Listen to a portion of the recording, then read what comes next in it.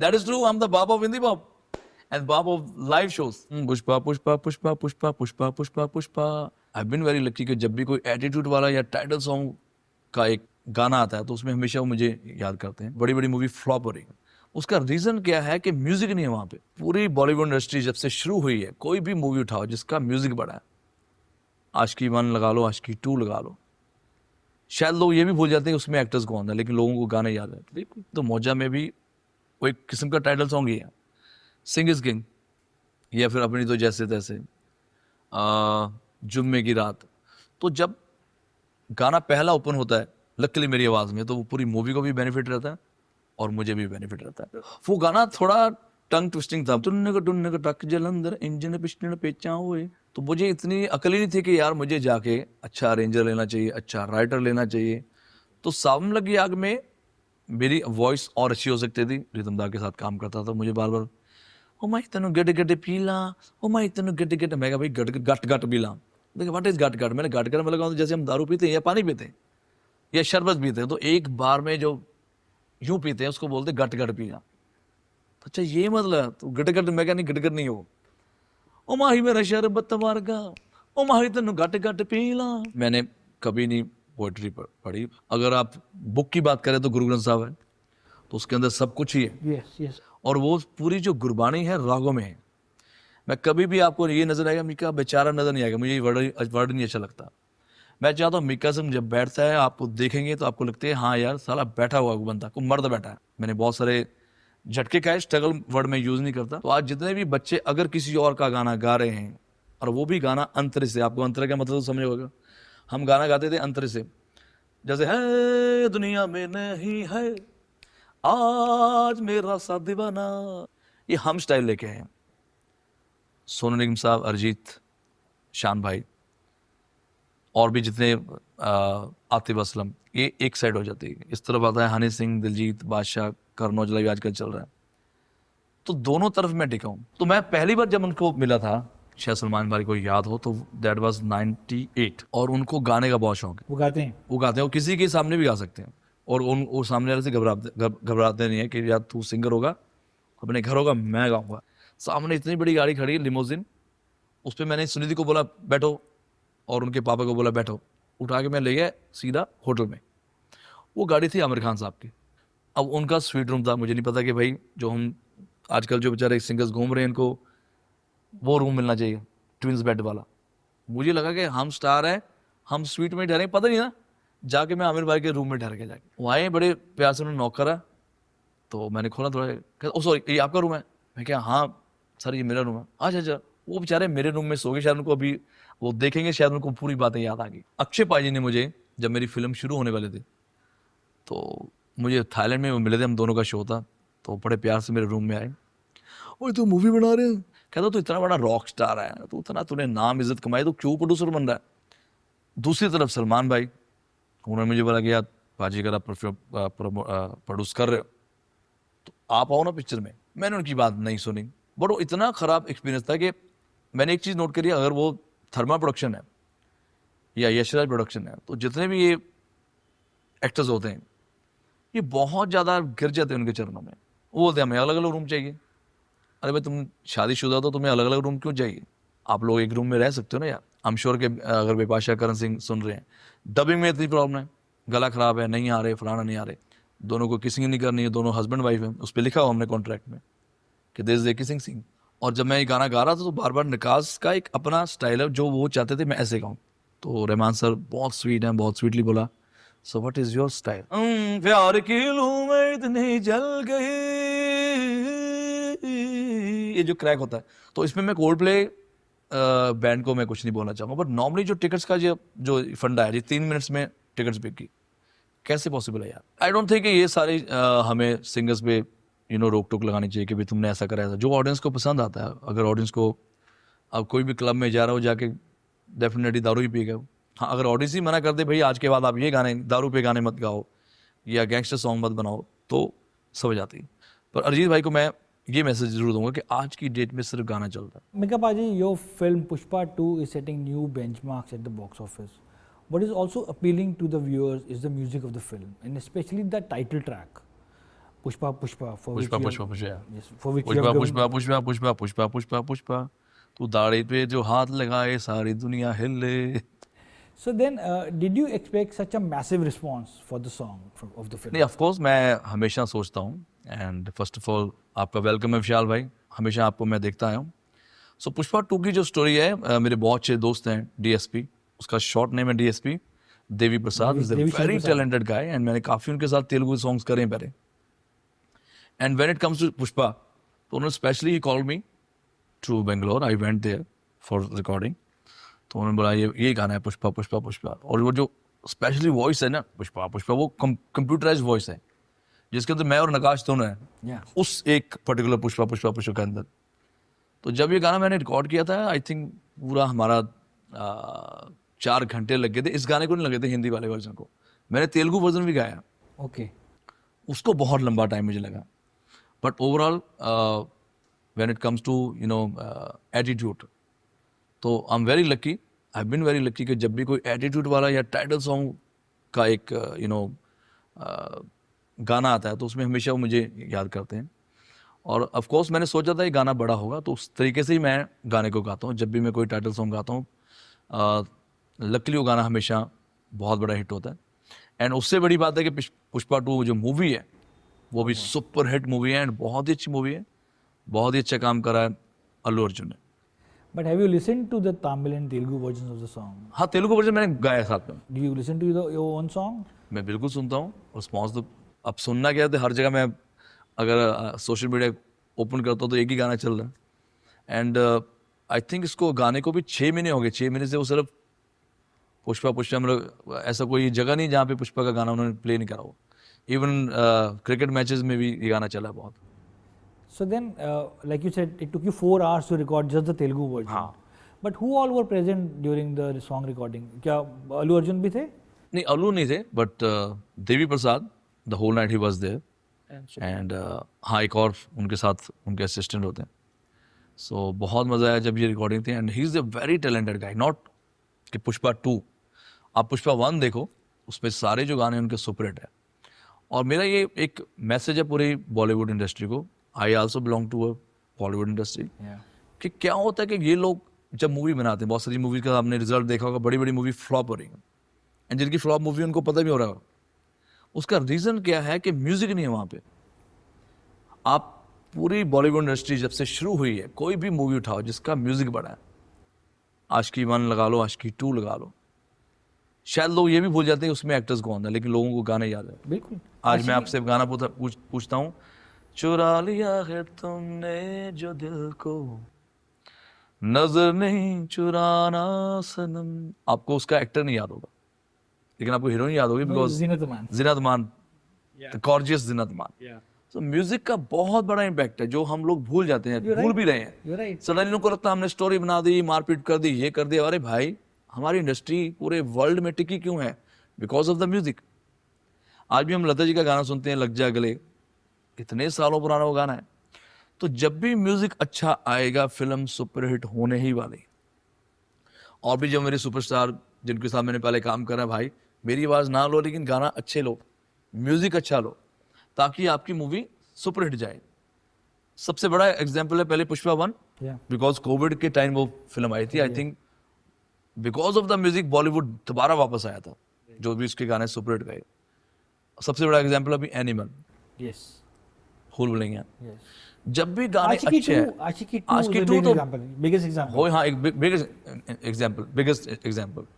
But normally जब भी music अच्छा आएगा, फिल्म हिट होने ही होनी है. तो जो मूवीज नहीं चल रही बिकॉज ऑफ द म्यूजिक, कहीं ना कहीं वो सारी जो स्टोरी है उनको एक्शन में ही घुस जाना है, या स्टोरी में घुस जाना है, या एक्टिंग में घुस जाना है. उसके अलावा सबसे बड़ा इम्पैक्ट है म्यूजिक, जो हम मिस कर रहे हैं. तो जब भी म्यूजिक अच्छा होगा, गाना अच्छा होगा, मूवी चलने ही वाली है. एंड जैसे मैंने गाना गाया, जितना अच्छा गाना उन्होंने कंपोज करा देवी प्रसाद ने, या जिस दिल से मैंने गाना गाया, उससे मच बेटर अल्लू अर्जुन ने उस पर परफॉर्म करा. Yes, and credit goes to हमारे choreographer Ganesh Acharya ji. I think सारे गाने वही करते हैं. Ganesh ji, you are super. So then please give us few lines in your voice of Pushpa Pushpa. मैं सिर्फ 2 लाइन ही गाऊंगा यही, पुष्पा पुष्पा पुष्पा पुष्पा पुष्पा पुष्पा पुष्पा, तू दाढ़ी पे जो हाथ लगाए सारी दुनिया हिले, पुष्पा पुष्पा पुष्पा पुष्पा पुष्पा पुष्पा, प्रणाम गुरुदेव को सलाम महादेव, प्रणाम महादेव को सलाम गुरुदेव को, छूना है तो माँ के छू कदम। कि यू रियली लाइक, एंड कौन से गाने हैं जो टाइटल सॉन्ग्स हैं जो आपके दिल के बहुत करीब हैं? देखिए जो मेरा सबसे पहला बड़ा ब्रेक था, डैट वाज गिटार, जो प्रीतम दा ने मेरे से गाना गवाया था, गिटार एंड गणपत। गणपत मेरा खुद का गाना है जो विच इज़ कंपोज संग रिटन बाय मी, और दूसरा मेरा गाना था गिटार। आप तब से लेके देख लो, अगर शूट आउट एट लोखंडवाला मेरी मूवी में गाना था, उस मूवी में मेरा गाना था गणपत, वो गणपत टाइटल सॉन्ग ही बन गया था। फिर गिटार, उस फिल्म में और भी गाने बड़े अच्छे थे।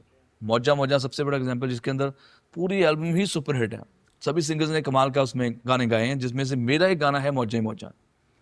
उससे पूरी मूवी को भी बेनिफिट होता है, You know, I मुझे have भी a बेनिफिट different होता है। question for मौजा जी, मौजा, जी। बट टाइटल सॉन्ग्स की बात हो रही है। हाँ। तो कौन से टाइटल ट्रैक्स हैं जो आपके दिल के बहुत करीब हैं, या जहाँ आपको लगता है कि योर वॉइस सूट्स? मैं वहीं पे आ रहा हूँ। जी। जैसे मैंने मौजा की बात करी है, तो मौजा में भी वो एक किस्म का टाइटल सॉन्ग ही है, सिंग इज किंग, या फिर अपनी तो जैसे तैसे, जुम्मे की रात। तो जब गाना पहला ओपन होता है लकीली मेरी आवाज़ में, तो वो पूरी मूवी को भी बेनिफिट रहता है और मुझे भी बेनिफिट रहता है। एक और जब गाना miss कर रहे हैं। जब मैं गाना गाता हूँ तो वो पूरा मेरे कंधे पे एक बंदूक होती है। अक्सर क्या होता है, पूरी मूवी बन जाती है, पूरी फिल्म शूट हो जाती है, सारे गाने भी शूट हो जाते हैं, एंड में उनको याद आता है 1 हफ्ते पहले कि यार ऐसे करते हैं, मिका का गाना डाल देते हैं। तो जब भी वो गाना 1 हफ्ते पहले ही भले मैं गाता हूँ, तो पूरी मेरे मेरे मेरे पे प्रेशर होता है, पूरा मेरे कंधे पे बंदूक होती है, गाना हिट ही होना चाहिए।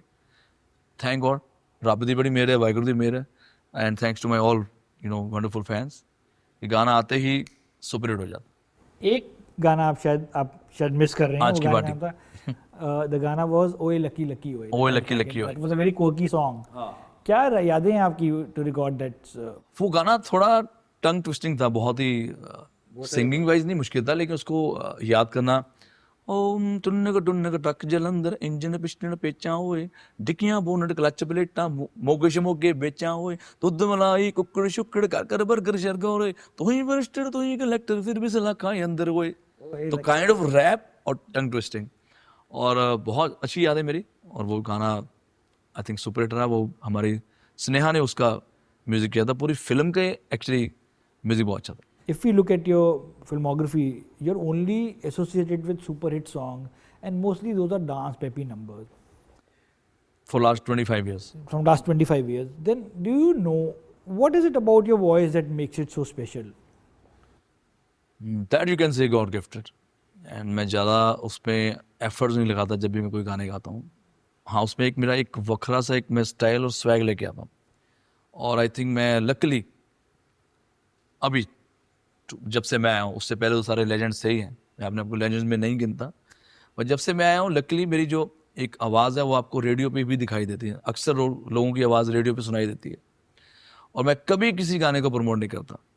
ये मेरी पहला इंटरव्यू है, बिकॉज आप लोगों ने मुझे बोला, अदरवाइज मैं कभी भी नहीं बोलता जी मेरा गाना आने वाला है, मेरी इंटरव्यू करो, या मैं पागल हो जाता हूँ पॉडकास्ट में जाके। मेरी वो फितरत नहीं है। मुझे अच्छा लगता है जो मेरे फैंस हैं उनको मैं रेडियो पे दिखाई देता हूँ, सुनाई तो अलग होता है। मैं कभी मेरे गाने से पहले नहीं बोलता मिका सिंह ये वो, मेरा नाम नहीं आएगा कभी भी। मैं किसी इंटरव्यू में कभी पोस्ट नहीं करता ओवर मेरा गाना सुनो, मेरा गाना, this is my song. But thanks to my lovely audience जो मेरी आवाज़ पहचानते हैं, एंड वही मेरी यूएसपी है। तो जब मैं गाना गाता हूँ तो उसके अंदर मेरा थोड़ा सा एटीट्यूड, और उसमें थोड़ा सा रोमांस, और उसमें थोड़ा सा स्वैग। मगर आपके if we look at your Instagram feed, you keep saying Mika Singh बाप of pop. That is true. I'm the Bab of Indie Pop and Bab of live shows. I'll tell you why. अभी जितने भी 2000 से पहले पीछे छोड़ दो, सभी लेजेंड्स के बारे में बात नहीं करूंगा, लेकिन जैसे उसमें लकी अली साहब वो अलग कैटेगरी है, मोहित चौहान अलग कैटेगरी। नॉर्मली जितने भी सिंगर्स होंगे बोलेंगे यार आपका फेवरेट सिंगर कौन है, बोलेंगे यार मेरे पंजाब वाले बोलेंगे जी साढ़े फेवरेट सिंगर ने गुरदास मान साहब। अरे भाई, अगर आपके गुरदास मान साहब फेवरेट सिंगर हैं तो उनकी कॉपी करो ना आप। आपके स्वैग में, आपकी ड्रेसेस में, आपके गॉगल्स में, आपकी चेन्स में गुरदास मान साहब तो नजर नहीं आते। तो वाई यू आर हाइडिंग कि आप अपने बाप को, अपने पापा को फॉलो करते हो, उसका स्वैग बताने में क्या हर्ज है? मैं मान साहब को फॉलो करता हूँ, मैंने ये दाढ़ी का स्टाइल उनका चुराया है, and the way he perform शुरू से, वो तो लेजेंड ही है। तो जो जो चीज़ें मैंने उनसे सीखी मैं हमेशा अपनी सिंगिंग में लेके आता हूँ और मैं बोलता भी हूँ। लेकिन ये जितने बच्चे हैं जो आजकल स्वैग में घूम रहे हो, कभी नहीं बताते कि उन्होंने बचपन में देखा किसको है। हमेशा हम किसी को देखते हैं तो ही आगे बढ़ते हैं। जैसे हमने शाहरुख खान साहब को देखा कि यार क्या एक्टिंग है, क्या बिजनेसमैन है, क्या उनका जलवा है, तो उनको देख के हम आगे बढ़ेंगे ना। कोई ना कोई तो है जिसको हम देख के आगे बढ़ते हैं। तो ये जो जिनको मैं बोलता कि हम तो पापा हो, तो पापा भी तो फॉलो कर दे। एक टाइम था विशाल भाई कि जब मैं पार्टीज में जाता था बोलते थे कि यार ये लोग चश्मा पहन के बड़ा चूतिया लग रहा है ना, ये क्या पहन के घूमता रहता है काला चश्मा इतने रात को। एक दिन दिलीप पाजी मुझे बोले क्या तू पागल तो नहीं गया, तू क्या अपनी आंखें छुपाता रहता है, तो हमेशा चश्मा पहन के घूमता रहता है। मैं कहा यार मुझे ना अच्छा लगता है। एक सबसे अच्छा मुझे क्या लगता है कि मैं जब भी फ्लाइट में होता हूँ सुबह के टाइम, बहुत टायर्ड होता हूँ, तो फैंस बेचारे आते हैं कि सेल्फी, मैं कभी भी मना नहीं करता, मैं अपना चश्मा पहनता हूँ, मेरा मेकअप हो जाता, विच इज़ मुझे लगता है मुझे बड़ा सूट करता है। चलो कट्टू ये बड़ा चुतिया लगता है, उधर दिलीप पाजी को गुस्सा आता था। आज पूरा बॉलीवुड, आप किसी बड़े अवार्ड्स पे चल जाओ, किसी के बर्थडे पे चल जाओ, सारे चश्मे लगाए घूम रहे हैं। वो लोग जो मुझे, मैंने सुनता भी था लिफ्ट में, मेरे बारे में बोल रहे हैं कि यार ये फुद्दू लग रहा है, क्या कर रहा है यार ये। आज सभी बड़े बड़े लेजेंड्स जो हैं परफॉर्म करते हैं, लेकिन वो चश्मे पहन के परफॉर्म करते हैं। तो कहीं ना कहीं से मगर एक आपको नई ये आइडिया चीज। कहाँ से आया? कौन सा? आपने किसको देख के ये फॉलो किया? मैं तो सेल्फी के चक्कर में करता ना, लोग फोटो खिंचाते थे हर जगह। और मुझे अच्छा लगता है। चलो बाकी तो अक्सर बाहर के जो सिंगर्स हैं वो हमेशा चश्मे पहनते हैं, बट इंडिया में ये ऐसा कल्चर था नहीं। ये चेन वेन, लाउड रहना, इंटरव्यूज देने, या फिर अपने गाने को बिग बॉस में जाके प्रमोट करना, अपने गाने को कपिल शर्मा के शो पे जाके प्रमोट करना, अपने गाने को सारे गामा या कहीं भी जाके अपने गाने को, मूवी जाती थी, सिंगर कभी नहीं जाते थे। कभी ऐसा नहीं होता था एक सिंगर जो है वो कॉमेडी शो में भी जज बैठा हुआ है। पहले सिर्फ होता था जो सिंगर्स हैं वो सिंगिंग के शो पे ही जज बैठते थे। तो ये हम स्वैग लेके आए कि हम हर जगह जा सकते हैं, हर जगह बैठ सकते हैं और अपना गाना, जैसे एक्टर्स प्रमोट करते हैं, अपना कोई भी एल्बम हो, वो एल्बम को हम बिग बॉस में या बड़े बड़े शोज में, सारे बच्चे जा ही रहे हैं, पापा को फॉलो कर रहे हैं। बट आई फील गुड कि जो हम स्वैग, जो हम स्टाइल लेके आए थे, specially credit goes to Dilip Mehndi साहब, द रियल पॉप सिंगर, जिन्होंने सबसे पहले ये एक बड़ा धमाकेदार शोज, ड्रेसेस, लाइटिंग, ऑर्केस्ट्रा, पैसा चार्ज करना और इंडस्ट्री को बताना कि मैं एक पॉप सिंगर हूँ, तो वहाँ से शुरू हुआ है। उसको मैं आगे लेगेसी को संभाल रहा हूँ। आपके बड़े भाई हैं जी, my real brother and my guru. Then from सावन में लग गई आँख to Pushpa Pushpa, how would you like to explain the very tangible change in your vocal texture over the years? कैसे आपकी आवाज़ में बदलाव हुआ from your first song till now? देखो आवाज़ में तो बदलाव आता है, एंड बहुत कम। क्या आपको लगता है कि मैं पहले इस तरह साउंड करता था, now this is my voice? नहीं, मेरे में ना एक कमी थी शुरू में, दैट वाज कि मैं कोशिश नहीं करता था कि मैं किसी और अच्छे म्यूजिक डायरेक्टर्स के साथ काम करूं, एक अच्छे राइटर्स के साथ काम करूं, एक अच्छी टीम के साथ काम करूं। मुझे पता ही नहीं था। सावन में लग गया, मेरे बड़े भाई हैं जिन्होंने उसका रिदम सेक्शन करा है, हरिओम साहब, और उसमें जो अरेंजमेंट थोड़ा बहुत किया है, एक डैनियल करके हैं जिन्होंने कीबोर्ड उसके अंदर। Daniel B George. हाँ जी, आजकल बहुत बड़े हैं, तब भी बड़े थे। बाकी सारा music arranged, composed bye me, the full 8 songs थे एक एल्बम के अंदर। तो मुझे इतनी अकल ही नहीं थी कि यार मुझे जाके अच्छा अरेंजर लेना चाहिए, अच्छा राइटर लेना चाहिए, अच्छा कंपोजर लेना चाहिए, बिकॉज अभी तो जो भी म्यूजिक बनाता है उसके पास 10 अरेंजर होते हैं, 10 राइटर्स होते हैं। Okay. तो सावन लगी आग में मेरी वॉइस और अच्छी हो सकती थी, अरेंजमेंट और अच्छा हो सकता था, उसके बावजूद गाना चल गया। सारी उसके अंदर कमियां थी, और वो ये ना, जब खुदा मेहरबान तो गदा पहलवान। तो वो जो मेरा शुरुआत हुई, उसके बाद मुझे कॉन्फिडेंस आया कि यार अगर ये चल सकता है तो मुझे थोड़ा सा मेहनत करनी पड़ेगी। देन मैं बहुत रियाज व्याज करा मैंने, बिकॉज मुझे I wanted to become a music director, not a singer. इसलिए मैंने वो आवाज़ पे फोकस नहीं करा। मुझे लगता था नहीं, अनु मलिक साहब हो गए, आर डी बर्मन साहब हो गए, बप्पी दा हो गए, जितने भी म्यूजिक डायरेक्टर्स आते हैं उनकी आवाज़ हमेशा अलग ही रहती है। तो मुझे था मैं एक दिन म्यूजिक डायरेक्टर बनूंगा, बट गाना हिट हो गया। फिर मैं उसके बाद प्रॉपर मैंने रियाज करा, अपनी आवाज़ के अंदर बहुत सारे चेंज लेके आए, बट यूएसपी मेरी वही है जो मेरा वोकल है। तभी थोड़ा बच्चा था, और हमेशा जब आप बच्चे होते हो तो आपकी टोन थोड़ी अलग होती है, थोड़ा थोड़ा जब आप मेच्योर होते हो तो अच्छा एक कॉन्फिडेंस और एक बेस आपकी आवाज़ में आता है। क्या आप कोई एग्जांपल देके आप बताना चाहेंगे कि पहले कैसे साउंड करते थे आप और अब कैसे? थोड़ा शार्प था आवाज़। अभी भी जैसे मैं, हो सावन में लग गई आग दिल, हो सावन में लग गई आग दिल मेरा, हाय। This is all. जी You know, you of course acted in a Punjabi movie called Mitti. It was a small role, and you actually played a singer in it. Right. Now you are acting in Welcome to Jungle with yes, your- Welcome to Jungle भी, और एक मेरी और movie आ रही है, उस movie में भी मैं उसका नाम नहीं बताऊंगा। तो वो मूवी त्रिदा चौधरी है उसके अंदर, और प्रतीक सेजपाल है, बहुत ही टैलेंटेड लड़का है, he was in Bigg Boss. Then is a beautiful hot girl Nikki Tamboli. तो हम चारों की एक बहुत ही फाड़ू मूवी आ रही है, एंड उन्होंने बहुत अच्छा काम करा, म्यूजिक बहुत अच्छा है। आई एम श्योर कि वो 2025 की एक अच्छी म्यूजिकल मूवी होगी। मिट्टी में क्या था कि मैं एक मेरे पास जब वो टीम आई थी, लखविंदर एक दोस्त है मेरे, तो उन्होंने बोला था कि आपको म्यूज़िक देना। मैं कहा डन। मैंने उनके 2-3 गाने बनाए और उनको गाने पसंद आए। तो बाद में वो कहते यार ऐसा है कि हमें हमारी मूवी में प्रॉब्लम आएगी, बिकॉज वो मूवी बिकेगी नहीं जब तक कोई बड़ा नाम ना आए।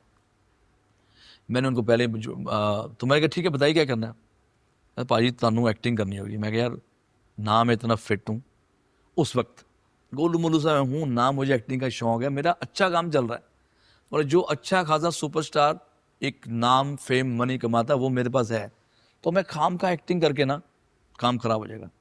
फिर उन्होंने बहुत मेरे को प्यार से हाथ पांव जोड़े कि यार आपको एक्टिंग करनी है।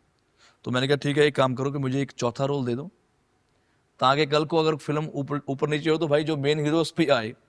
बिकॉज मैं इतना कॉन्फिडेंट नहीं था, बट जितेंद्र करके वो डायरेक्टर साहब थे जिन्होंने बहुत अच्छा काम कराया। फिर भी मैंने उनकी अच्छी सी अगर बात सुनी होती तो शायद मैं और अच्छा रोल कर पाता, because I was very busy in shows.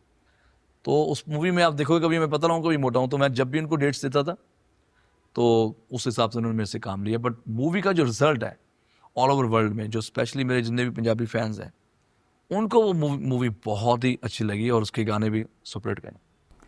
So क्या अब प्लान है? You've been singing from last 25 years to now act in देखो movie? एक्टिंग मुझे कोई ऐसा नहीं कि मुझे किसी और एक्टर्स को दिखाना कि आई एम द बेस्ट, या मुझे मेरे पास पैसा बहुत आ गया तो मैं प्रोड्यूसर बन जाऊँ। एक बार मैंने गलती करी थी, आपने पूछा नहीं। एक मैंने मूवी बनाई थी जिसका नाम है डेंजरस, जिसके अंदर बिपाशा बासु हैं और Yes, you Karan produced Singh that film, Grover. yes. मैंने प्रोड्यूस करी, बहुत अच्छा खासा मैंने पैसा उसमें ठोक दिया, और मेरे साथ टीम भी बड़ी सॉलिड थी। विक्रम भट्ट साहब ने वो फिल्म लिखी थी, और भूषण पटेल ने। तो मैंने पूरी उनकी ही टीम ली, बिपाशा बासु और करण सिंह ग्रोवर। मैंने कभी इनके बारे में मेंशन नहीं करा, but that was a horrible, मेरे पास वो जो Experience. एक्सपीरियंस था, हॉरेबल एक्सपीरियंस था। पूरा लंदन में शूट हो रहा है और फालतू के ड्रामे ये वो। और जब मैं मूवी बनाना चाहता था, मुझे था कि यार करण सिंह ग्रोवर एक अच्छा हैंडसम लड़का है, और मेरी बजट में मूवी बन जाएगी। कोई भी मैं एक न्यू कमर लड़की लॉन्च कर दूंगा तो अपनी एक मूवी अच्छी हो जाएगी। भूषण पटेल जी रहेंगे, तो बजट भी मेरा छोटा सा बजट था, बट समहाउ बिपाशा जी उसमें कूद के कि नहीं यार कि हम दोनों आ सकते हैं, दोनों बजट में भी आए। पर इतना ज़्यादा एक्सपीरियंस ख़राब रहा क्योंकि डबिंग पे टाइम नहीं और अक्षय पाजी ने मुझे जब मेरी फिल्म शुरू होने वाले थे तो मुझे थाईलैंड में वो मिले थे, हम दोनों का शो था, तो बड़े प्यार से मेरे रूम में आए, ओए तू मूवी बना रहे हैं, केड़ी मूवी बना रहे हैं? तो मैंने बोला पाजी मैं प्रोड्यूस कर रहे हैं, तो पैसा कौन लगा रहा है? मैं क्या पाजी पैसा मैं खुद लगा। तू बेवकूफ है, तू दरवाजे दे बाहर खड़े होके वैनिटी दे दरवाजे दे बाहर खड़े होके बोलेगा madam shot is ready, madam shot is ready, hello sir shot is ready. कहता तू इतना बड़ा रॉक स्टार है, तू इतना तूने नाम इज्जत कमाई, तो क्यों प्रोड्यूसर बन रहा है? प्रोड्यूसर का मतलब है वैनिटी के बाहर खड़े रहो और टिक टिक करते रहो। क्या आप खड़े हुए थे? नहीं मैं तो नहीं खड़ा हुआ, पर उन्होंने जो बताया। तो तू कहता अपने पैसे मत डुबो भाई, किसी और को ले ले। और दूसरी तरफ सलमान भाई, उन्होंने मुझे बोला कि यार पाजी अगर आप प्रोड्यूस कर रहे हो तो आप आओ ना पिक्चर में। आप एनीवे कहता बाकी जिनको आप ले रहे हो उनसे तो आप ही ज़्यादा पॉपुलर हो। मैंने उनकी बात नहीं सुनी, मेरे को था नहीं मुझे प्रोड्यूसर बनना है, मुझे अच्छा म्यूज़िक देना है। हालांकि अगर मैं चाहता इतने करोड़ लगा के तो मैं खुद ही हीरो आ जाता, भले फ्लॉप भी होता तो एटलीस्ट मेरे गाने चल जाते। बट वो इतना ख़राब एक्सपीरियंस था कि मैंने एक चीज़ नोट करी, अगर वो थर्मा प्रोडक्शन है या यशराज प्रोडक्शन है तो जितने भी ये एक्टर्स होते हैं ये बहुत ज़्यादा गिर जाते हैं उनके चरणों में, और उनका कोई ऐसे कीड़े जैसा रोल होगा, उसी को बोलते रहेंगे thank you Karan ji, thank you Yashraj production में मज़ा आ गया। तो मुझे बड़ा फील होता है कि यार अगर कोई छोटा प्रोड्यूसर है तो पैसा तो उसका लग ही रहा है ना भाई, और ठोक के पैसा लग रहा है। मैं पूरी यहाँ से टीम लेके गया हूँ लंदन में शूट करने के लिए, आज तक मैंने एक कभी बात नहीं करी। तो मैं एक्सपीरियंस बता रहा हूँ कि जो भी बेचारे मेरे जैसे आते हैं जिनको कीड़ा होता है मैंने प्रोड्यूसर बना, तो प्रोड्यूसर का ये भी हाल होता है। कटपुरी 50 लोगों की टीम लंदन गई है शूटिंग करने के लिए, वहीं पे 2 महीने से शूटिंग चल रही है। मगर क्या प्लान था 2 महीने प्लान ही था 2 महीने का प्लान था? नहीं, 1 महीने का प्लान था। तो वहाँ पे कुछ चीज़ें हुई कि यार पहले हमने दिखाया कि यार ये रूम है, तो इस रूम में ही बिकॉज हस्बैंड वाइफ है तो दोनों उसमें रहेंगे। मैं खुल के बता रहा, कभी मैं बताया नहीं है। मे बी वो मेरी इंटरव्यूज देखेंगे शायद उनको भी ये सीखने को मिलेगा कि देवर रॉन्ग। वो बोलते हैं हमें अलग अलग रूम चाहिए। अरे भाई तुम शादीशुदा तो तुम्हें अलग अलग रूम क्यों चाहिए, आप लोग एक रूम में रह सकते हो ना यार। चलो ये कट्टू नहीं, हमें इस होटल जिस होटल में हम ठहरे थे उसमें जुड़वा की शूटिंग हुई थी, तो इनको हम यहाँ से दोनों निकले किसी और होटल में शिफ्ट हो गए। और वहाँ जाके जब कोई स्टंट का सीन आया था तो करण सिंह ग्रोवर की लात में फ्रैक्चर आ गया, शूट फिर रुक गया हमारा। तो ये छोटी छोटी चीज़ें हैं जो बहुत ज़्यादा डिस्टर्ब करती है, जिसके कारण मैं तो कानों पे हाथ लगा था कि साला मैं प्रोड्यूस ही नहीं करूँगा कोई मूवी।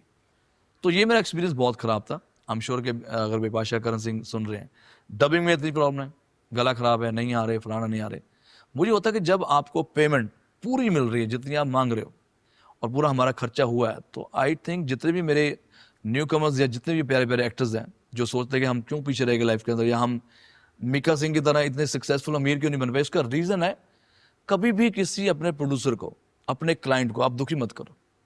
मेरे 25 साल के एक्सपीरियंस में आप कभी नहीं सुनोगे मीका जी शो से भाग गया है, या शो पे इसको पेमेंट कम मिलेगी उसने शो छोड़ दिया। मैं ऐसा नहीं कर रहा। या सडनली मीका प्रेसिडेंशियल स्वीट मांग रहा है किसी यूपी के गांव में जहाँ पे है ही नहीं है। तो ये चीज़ें मुझे बहुत ख़राब लगती है कि क्या जब इन एक्टर्स ने प्रेसिडेंशियल स्वीट डिमांड किया था?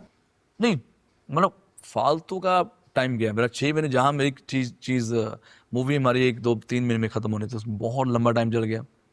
एंड छोटे छोटे इश्यूज हुए, दोनों को किसिंग नहीं करनी है, दोनों हस्बैंड वाइफ है, उस पर लिखा हुआ हमने कॉन्ट्रैक्ट में कि there is a kissing scene in between husband and wife, नहीं हम नहीं करेंगे। तो मैं बहुत परेशान हो गया, हालांकि मेरा कोई काम नहीं है, मैं वहाँ दिल्ली में बैठा हूँ, शो कर रहा हूँ, मैं फ़ोन उठा रहा हूँ, क्या हो गया यार, पैसा नहीं पहुँचा, नहीं पैसा पहुँच गया, खाना नहीं पहुँचा, ये नहीं पहुँचा। और टीम उनकी खुद की थी विक्रम भट्ट साहब की। तब से मैंने कान को हाथ लगाया भी, और भी जो मेरे जैसे बेचारे थोड़े बहुत पैसे कमा के घूम रहे हैं, फिल्म प्रोड्यूस नहीं करने का तो न्यू कमर्स को चांस देने का। Sure. Yes sir. Coming back to your singing, you know, what are your memories of recording the song Moja Hi Moja? Because I remember that song was, the whole marketing of the film was planned around that song, and that song was shot after the principal photography of the film. वो बाद में add हुआ था. Do you remember that recording of that song? वो गाना बहुत ही मेरे दिल के करीब है, एंड वो इरशाद कामिल वो गाना लिखा था उन सब, और वो भी अच्छी पंजाबी बोलते हैं। और प्रीतम दा का म्यूज़िक था, बिकॉज प्रीतम दा तो वैसे ही लेजेंड ही है। जिस भी सिंगर को, जिस भी गाने को उन्होंने यूँ टच कर दिया, गाना सुपरहिट ही है। और उस पर कमाल की बात थी कि एक तरफ श्रेया का गाना, एक तरफ बोई चौहान का गाना, एक तरफ सोनू निगम साहब और जावेद अली दोनों का गाना है, और उसमें एक बहुत अच्छी गज़ल भी थी, आओगे जब। उसके अंदर मेरा गाना मौजा ही मौजा, जो कि लास्ट में गाना हुआ था, और वो गाना बिकम नंबर 1। तो मुझे बहुत खुशी होती है कि जब मैं गाना रिकॉर्ड भी कर रहा था, उसके अंदर हमने तभी लेयरिंग की थी, बिकॉज स्केल बड़ा ऊंचा था, तो उसमें डी करी थी डबल, जिसको हम वॉइस कहते हैं। तो राणा एक लड़का था, तो वो उनके साथ ही प्रीतम दा के साथ काम करता था। मुझे बार बार ओ माई तेनू गट गट पीला, ओ माई तेनू गट गट, मैं कहा भाई गट गट गट पीला, देखिए व्हाट इज गट गट। मैंने गट गट में लगा जैसे हम दारू पीते हैं या पानी पीते हैं या शरबत पीते हैं, तो एक बार में जो यूं पीते हैं उसको बोलते गट गट पीना। तो अच्छा ये मतलब तो गट गट, मैं क्या नहीं, गट गट नहीं हो। ओ माही मेरा शरबत वर्गा, ओ माही तेनू गट गट पी ला, ओ माही मेरा दिल मैनू कही जाए, दिल मैनू कही जाए खुल के जी ला, मिठड़े हासे ओ माही तेरे आसे पासे। तो उसमें हिंदी और पंजाबी। तो जब भी प्रीतम दा मेरे से गाना गवाते हैं वो मेरे से 3 चीजें मांगते हैं कि मेलोडी चाहिए, डन। नॉर्मली जितने सिंगर हैं वो मेलोडी ही गाते हैं, जो मेलोडी के जो रोमांटिक सिंगर गाते हैं, जो रोमांटिक सॉन्ग्स गाते हैं, या 2-4 एटीट्यूड वाले जो सिर्फ एटीट्यूड ही गाते हैं। इनको चाहिए मेलोडी, एटीट्यूड और रोमांस, तीनों चीजें मिक्स करके दो।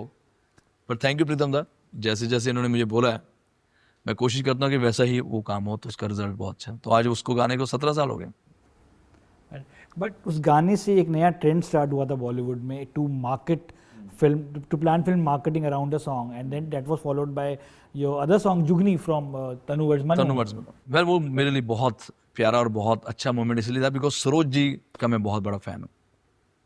और जब हम दूरदर्शन में इंटरव्यूज देखते थे तभी सुनते थे कि जो 1 2 3 जो माधुरी दीक्षित जी का गाना है वो सरोज खान जी ने कोरियोग्राफ किया। तो मन में था कि यार कभी बड़े होंगे या कभी मुंबई जाएं या कभी हमें दर्शन उनके होंगे। But I been very lucky कि वो गाना उन्होंने वो किया था, कोरियोग्राफ किया था, जिसके अंदर मैं भी हूँ गाने के अंदर, और आर महादेवन भी हैं, एंड हमारी ब्यूटीफुल गॉर्जियस कंगना भी हैं उसके अंदर। तो वो एक पहला ऐसा गाना था कि जिसके अंदर मैं पूरा डांस वांस करके आ रहा हूँ और अपना स्वैग लेके आ रहा हूँ, और बहुत ही ऊंचा गाना था वो। हो जुगनी नोटी नखरे वाली सारे पिंडा दी ये पाली, ये था। तो मैंने उस स्केल को हाई पिच पे ले गया। तो मैंने उसका स्केल, बिकॉज पूरा म्यूजिक सेट हो चुका था, पूरा उसको चेंज नहीं कर पाते, तो मैंने बोला कोई बात नहीं यार, ये लो ऑक्टेव का मैं हाई पे गाऊंगा। तो वो फिर मैंने हो जुगनी नौटी नखरे वाली सारे पिंडा दी ये पाली, दिल विच प्यार बुलाते गाली, ओए फिर मेरे आ जुगनी, फिर मेरे आ जुगनी कहंदी है ना अली दा लैंदे हाय। मिका, जुगनी की बात हो रही है, do you read modern poetry या do you read poetry in general? For मैं नॉर्मली बिल्कुल पोइट्री नहीं सुनता पोइट्री। और हाँ, या बिकॉज बाबा हम बुल्ले शाह के कुछ पंजाब में पैदा हुए हैं, पंजाब में रहे हैं, तो शुरू से ही गुरदास मान साहब, हंसराज हंस जी, सुदूर सिकंदर जी, तो उन्होंने गाया ही बहुत कमाल कमाल के। और हमारे सबसे बड़े सूफी सिंगर जो हमारे नुसरत साहब है, आई थिंक उनसे बेटर अभी तो कोई ना गा पाया है ना गा पाएगा। तो शुरू से उन्होंने बाबा बुल्ले शाह की बहुत सारी कवालियाँ उन्होंने गाई हैं, तो उनसे ही सुन सुन के हमने थोड़ा बहुत सूफी या पोइट्री सुनी है। मगर because you said you wanted to be a music composer, तो क्या आप पढ़ते हैं पोएम्स या do you read poetry in general, इधर बाय जावेद अख्तर और बाय इरशाद कामिल? नहीं, मैंने कभी नहीं पोइट्री पढ़ी। सिर्फ से शुरू से मैंने, जैसे नुसरत साहब हो गए या मान साहब, बहुत ज़्यादा बाबा बुल्ले शाह की चीज़ें गाते हैं, तो उनसे ही मैं बहुत सारी मेरे को इंस्पिरेशन मिली है। और दूसरी सबसे बड़ी हमारी, अगर आप बुक की बात करें तो गुरु ग्रंथ साहब है, तो उसके अंदर सब कुछ ही है। यस यस, हर धर्म के बारे में उसके अंदर लिखा हुआ है। तो शुरू से हम जपजी साहब पढ़ते हैं, सुखमनी साहब पढ़ते आए हैं, रहराज साहब पढ़ते हैं, और आसादी वार जो सुबह 4 बजे होती है, और वो पूरी जो गुरबानी है रागों में है। यस यस यस, राग गौड़ी महला पंजमा, यस यस, राग गौड़ी महला चौथा। तो हर जो पूरी बानी है, बहुत सारे लोग ये बता ही नहीं पाते, पूरी बानी ही राग में, सबसे पहले राग ही आता है। तो राग गौड़ी महला पंजमा, तो पंजमा मतलब 5वीं पातशाही। तो बहुत सारे लोग ये ना एक्सप्लेन करते हैं ना ही कोई पूछता है, तो पूरी हमारी गुरबानी ही रागों में है। तो मैं शुरू से कीर्तन मैंने करा है अपने पिताजी के साथ, तो बहुत सारी चीज़ें बचपन में ही हमें सीखने को मिल गई। तो बहुत सारी पोइट्री पढ़ने की ज़रूरत नहीं पड़ी। जिन लोगों ने अगर एक बार जपजी साहब पढ़ लिया या रहराज साहब पढ़ लिया या आसादी बार सुन ली, तो आपको सब कुछ ही उसके अंदर मिल जाएगा। सो देन कोई फेवरेट राग है आपका जो आज आप प्रैक्टिस कर रहे हैं? नहीं, मैं प्रैक्टिस तो शो पे मेरी होती, बिकॉज 3-3 घंटे मुझे गाने का बहुत शौक रहता है, परफॉर्म करने का।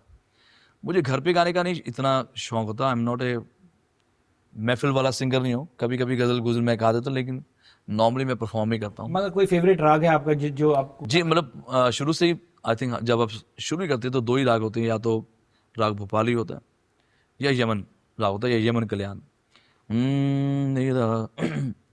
सा निरे गा रे मा गा रे निरे गा मा पा मा गा रे निरे गा मा पा दा मा गा रे निरे गा मा पा दा नि दा मा गा रे सा। गा गा रे सा नी धा पा नी धा पा मा गा रे सा। तो ये यमन कल्याण बन जाता है, जिसके अंदर माँ तीव्र भी लगता है और शुद्ध माँ भी लगता है। Okay. तो ये मैंने शुरू से बहुत सीखा अपने पापा जी से। फिर सा रे गा पा धा सा, ये राग भोपाली बन जाता है। तो और भैरवी? भैरवी में सा रे गा पा धा नी धा पा मा गा रे सा। तो ये जो जब रे कोमल लग जाता है वो भैरवी हो जाता है। तो अगर आपको ये बेसिक्स नॉलेज आ जाए तो आप लॉन्ग टाइम तक टिक सकते हो। तो मैं इसलिए बहुत लकी रहा हूँ कि थोड़ी बहुत जो मेरे को नॉलेज रही है उसमें आपको दोनों चीज़ें में मौका मिलता है। एक तरफ क्लासिकल भी?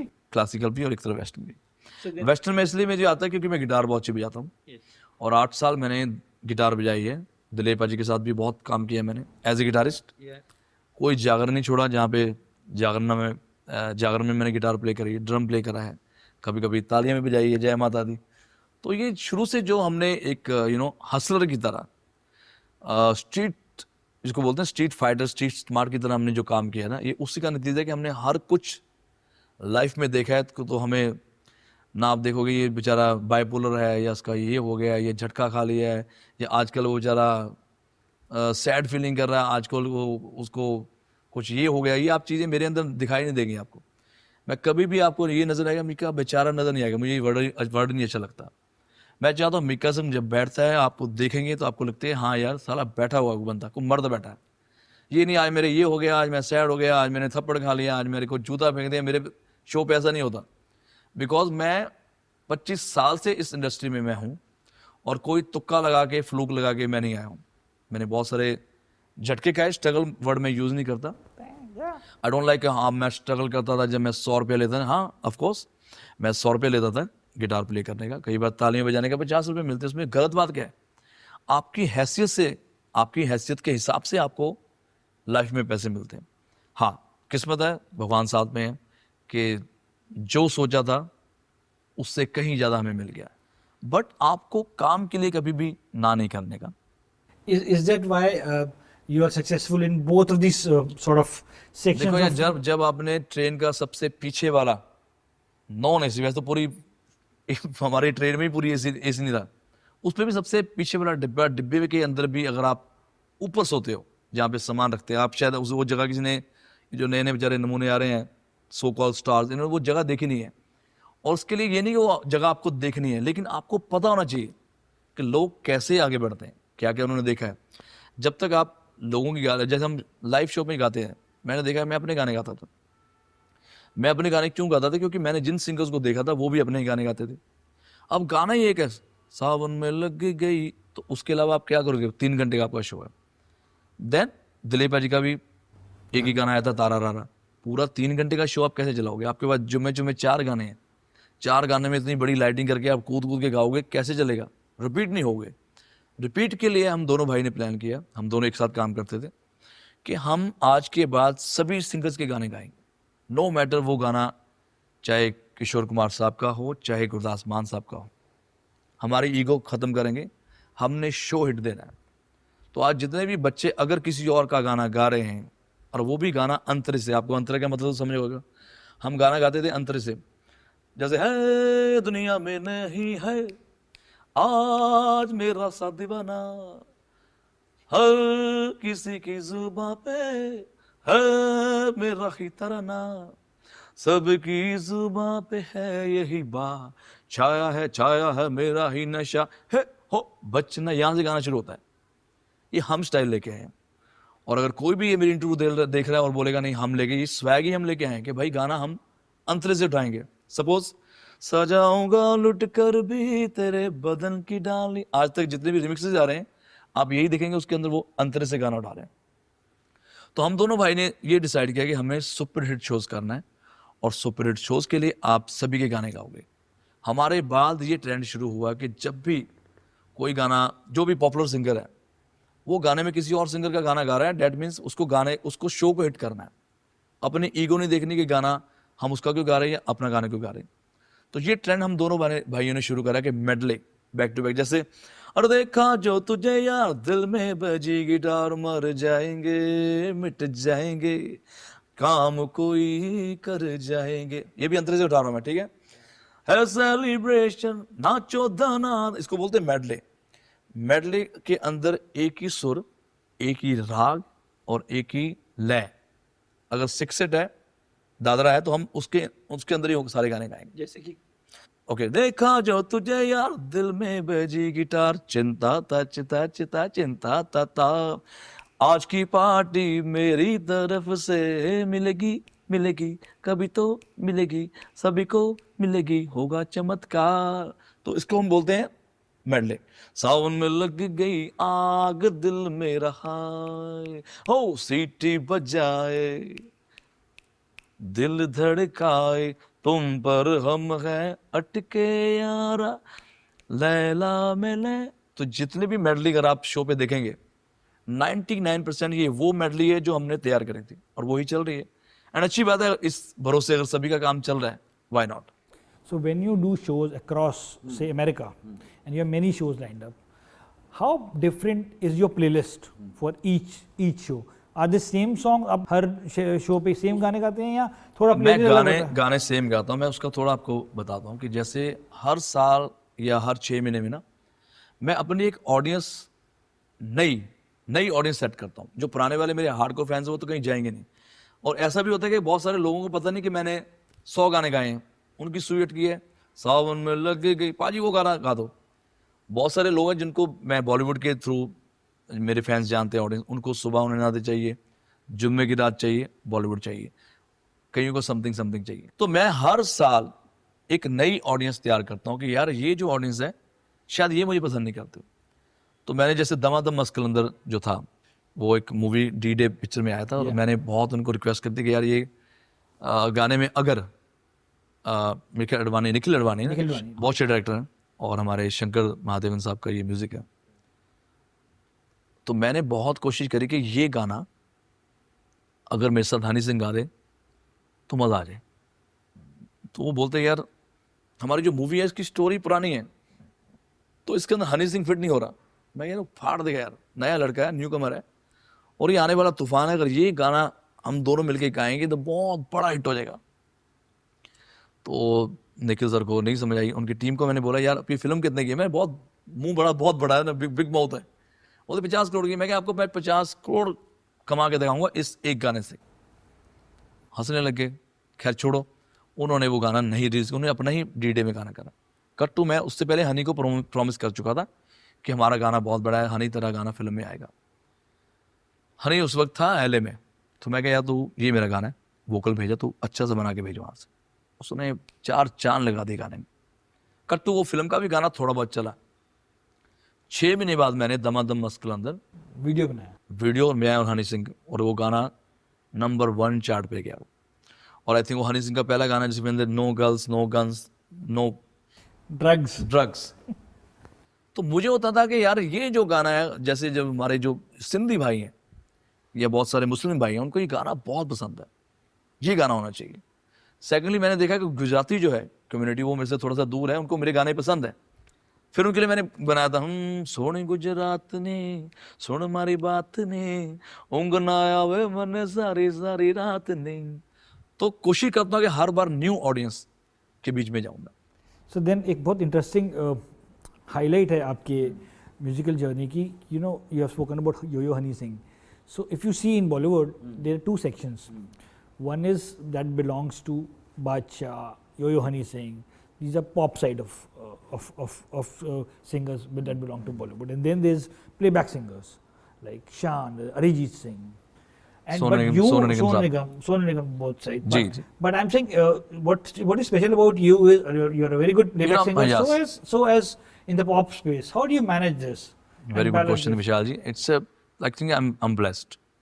बहुत रेयर होता है कि आप इस 2 कैटेगरी में टिकना बहुत मुश्किल है, और दोनों कैटेगरी की अपना जॉनर है.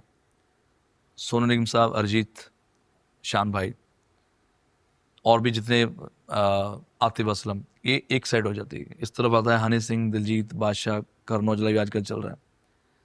तो दोनों तरफ मैं टिका हूँ. अगर स्वैग की बात आती है तो मैं इधर भी मैं छा जाता हूँ. अगर प्लेबैक की बात आती है तो मैं इधर भी कोशिश करता हूँ कि प्लेबैक तो मैं छा ही रहा हूँ. दोनों को मैच करना बड़ा मुश्किल है. मिक्स करना बड़ा मुश्किल है। प्लेबैक का एक अपना अंदाज है, अपना रोमांटिक सॉन्ग होता है, उनका परफॉर्मेंस का स्टाइल भी अपना होता है। इधर जो पॉप सिंगर है इनका अपना होता है। बिकॉज मैं दोनों में चलता हूँ, मुझे पता कि यूथ को क्या चाहिए, मुझे पता कि बॉलीवुड में क्या चाहिए, और बॉलीवुड का भी जो गाना जो यूथ को पसंद आए तो मेरा वो कोशिश रहती है। तो अगर परफॉर्मेंस की बात आती है तो मैं फाड़ देता हूँ, मैं बहुत दिल से परफॉर्म करता हूँ, और 1.5 घंटा विदाउट ब्रेक। और ऐसा नहीं कि पानी पी रहा हूँ, ड्रेस चेंज कर रहा हूँ, ड्रामे कर रहा हूँ, नहीं। मुझे आप बेकार से बेकार साउंड दे दो, बेकार से बेकार लाइट दे दो, मैं वहाँ भी ऑडियंस को नचा के दिखाऊंगा। टच वुड अभी तक आप ये नहीं सुनोगे यार मीका के शो पे ये हो गया है, किसी फैन ने वो कर दिया। हाँ, मेरी तरफ से कोई गलती हो गई, मैं किसी को थप्पड़ मार दूँ वो चलेगा, पर अभी तक भगवान की कृपा से कभी भी जो मेरे फैंस हैं मुझे कभी निराश नहीं करते, और मैं कई बार प्यार से डांट भी देता हूँ तो वो मेरी बात सुन लेते हैं। Now, you share a very close bond with Salman Khan. जी, I think this friendship started with Jumme Ki Raat Hai from the film Kick. Yes. There was also a song called Aaj Ki Party that was in Bajrangi Bhaijaan. भाईजान, Do you discuss music with him? भाईजान को मैं जब भी मिलता हूँ, he is very very very humble and sweet guy, और उनको गाने का बहुत शौक है। आप जब भी इनकी पार्टी में जाएंगे, जो भी इनके क्लोज फ्रेंड्स हैं वो गाते हैं? वो गाते हैं, वो किसी के सामने भी गा सकते हैं, और वो सामने वाले से घबराते नहीं है कि यार तू सिंगर होगा, अपने घर होगा, मैं गाऊंगा। तो मैं पहली बार जब उनको मिला था, शायद सलमान भाई को याद हो तो, दैट वाज 98। तो मेरा गाना शूट हो रहा था, उनका गाना शूट हो रहा था, जानम समझा करो, तो फिल्म सिटी में था आई गेस, और मेरा गाना शूट हो रहा था, ये बोलियां मैंने निकाला था, जिसके अंदर अगर आप वीडियो देखेंगे तो उसके अंदर आपको उस वक्त की जो सबसे सुंदर मॉडल थी वो थी स्मृति ईरानी। तो वो मेरे गाने में है, जो भी बहुत बड़े पॉलिटिशियन भी हैं। तो उसके बाद उनका सास भी कभी बहू भी बहुत चला था। तो तब हम सारे एक तरफ थे, और वहाँ पे एक मेरा दोस्त था सैम, और लवल अरोड़ा जो वीडियो डायरेक्टर थे। उसके दौरान वो उनकी फ्रेंडशिप थी सलमान भाई के साथ। तो सलमान भाई वैसे ही वहाँ खड़े थे, पूरा देख रहे थे, मैं पूरा डांस वांस कर रहा हूँ, ये है वो है। तो उनके साथ बड़ा अच्छा मेरा एक यू कैन नॉट से बॉन्डिंग, बिकॉज हम सब सलमान भाई के फ़ैन हैं। तो आप सोचो मेरा पहला गाना शूट हो रहा है और सामने सलमान खान आके आपके खड़े हो जाए, तो इससे बढ़िया किस्मत आई थिंक किसी की होगी नहीं, कि आप किसी को मिलने नहीं जा रहे, आप किसी को ढूंढ नहीं रहे हो, वो बंदा आपके सामने खड़ा हुआ है। 98 की बात बता रहा हूँ। तो मैं पूरा परफॉर्म कर रहा हूँ, दिल से कर रहा हूँ। तो तभी मैं इतना अक्लमंद नहीं था कि जिसको होता ना कि कॉन्टैक्ट्स बनाओ। आई गेस मेरी जगह कोई और होता तो जाके बोलता सलमान भाई मैं आपका फ़ैन हूँ, मुझे आपके साथ फोटो। मेरे का दिमाग में थोड़ा सा डम सोच लो, जिसको अकल नहीं थी। तो मैं सिर्फ उनके पाँव छुए, हेरोए करे। और नॉर्मली मुंबई में एक स्टाइल है कि सर मैं आपका बहुत बड़ा फ़ैन हूँ सर, मुझे मेरी एक ही इच्छा है, मुझे ना आपके साथ एक गाना करना है। ये अकल थी नहीं मुझे।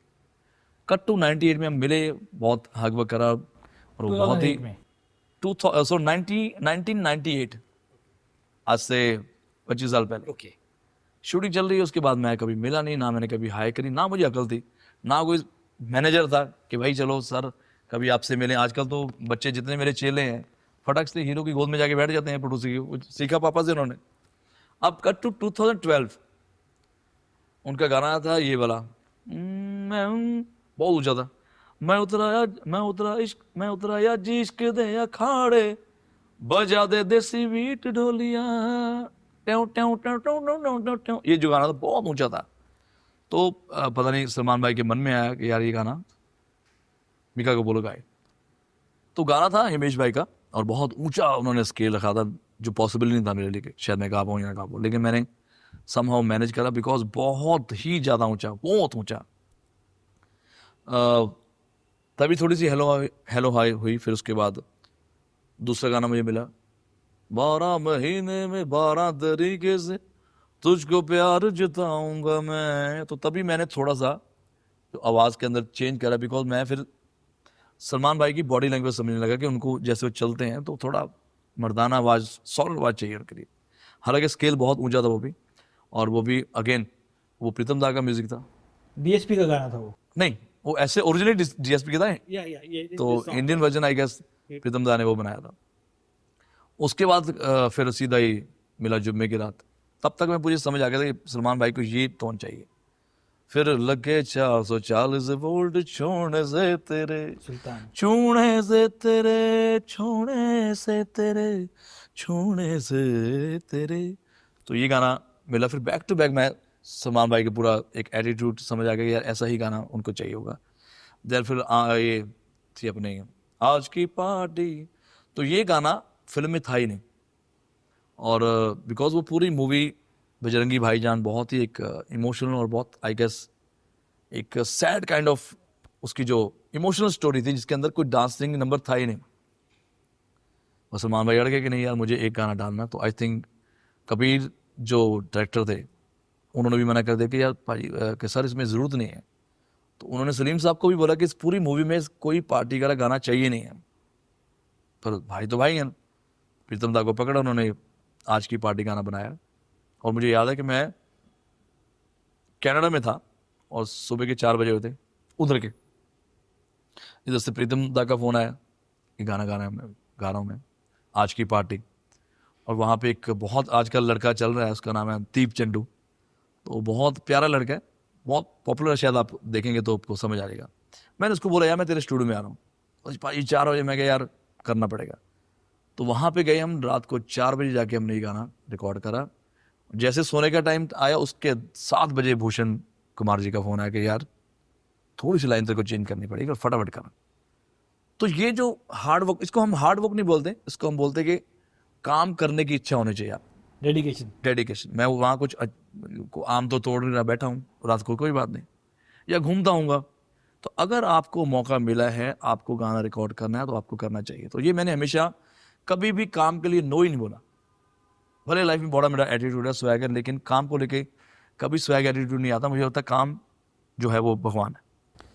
So then, when you were singing Din Gana for Reis, ji, this is a song that was picturized on Shah Rukh Khan. Shahrukh Khan साहब। And then Sexy Baliye from Secret Superstar that was filmed on Amir Khan. Aamir Khan साहब। How you approach the song, both songs differently? Shahrukh भाई के लिए मैंने बहुत ही कम गाने गाए हैं, जिनमें से एक ये ढिंगाना बहुत प्यारा गाना है, which is composed by again I guess Pritam da. और इसमें वैसे मेरे 2 गाने थे, अंदाज मेरे अंदाज तेरे बागे न जानू है कहाँ से, आज भी लगे हरते, आज भी लगे हर तेरी यादा छलका। ये गाना मैंने पहले डब किया था, उसके बाद सोनू निगम साहब ने इसको डब करा, which is composed by Ram Sampat. तो ये गाना मेरा फिल्म में आना था, लेकिन वो उन्होंने बोला नहीं आज इधर आज उधर। तो वो गैंगस्टर एक वाइब है उस गाने की, मतलब वो फिल्म के अंदर गैंगस्टर होते हैं।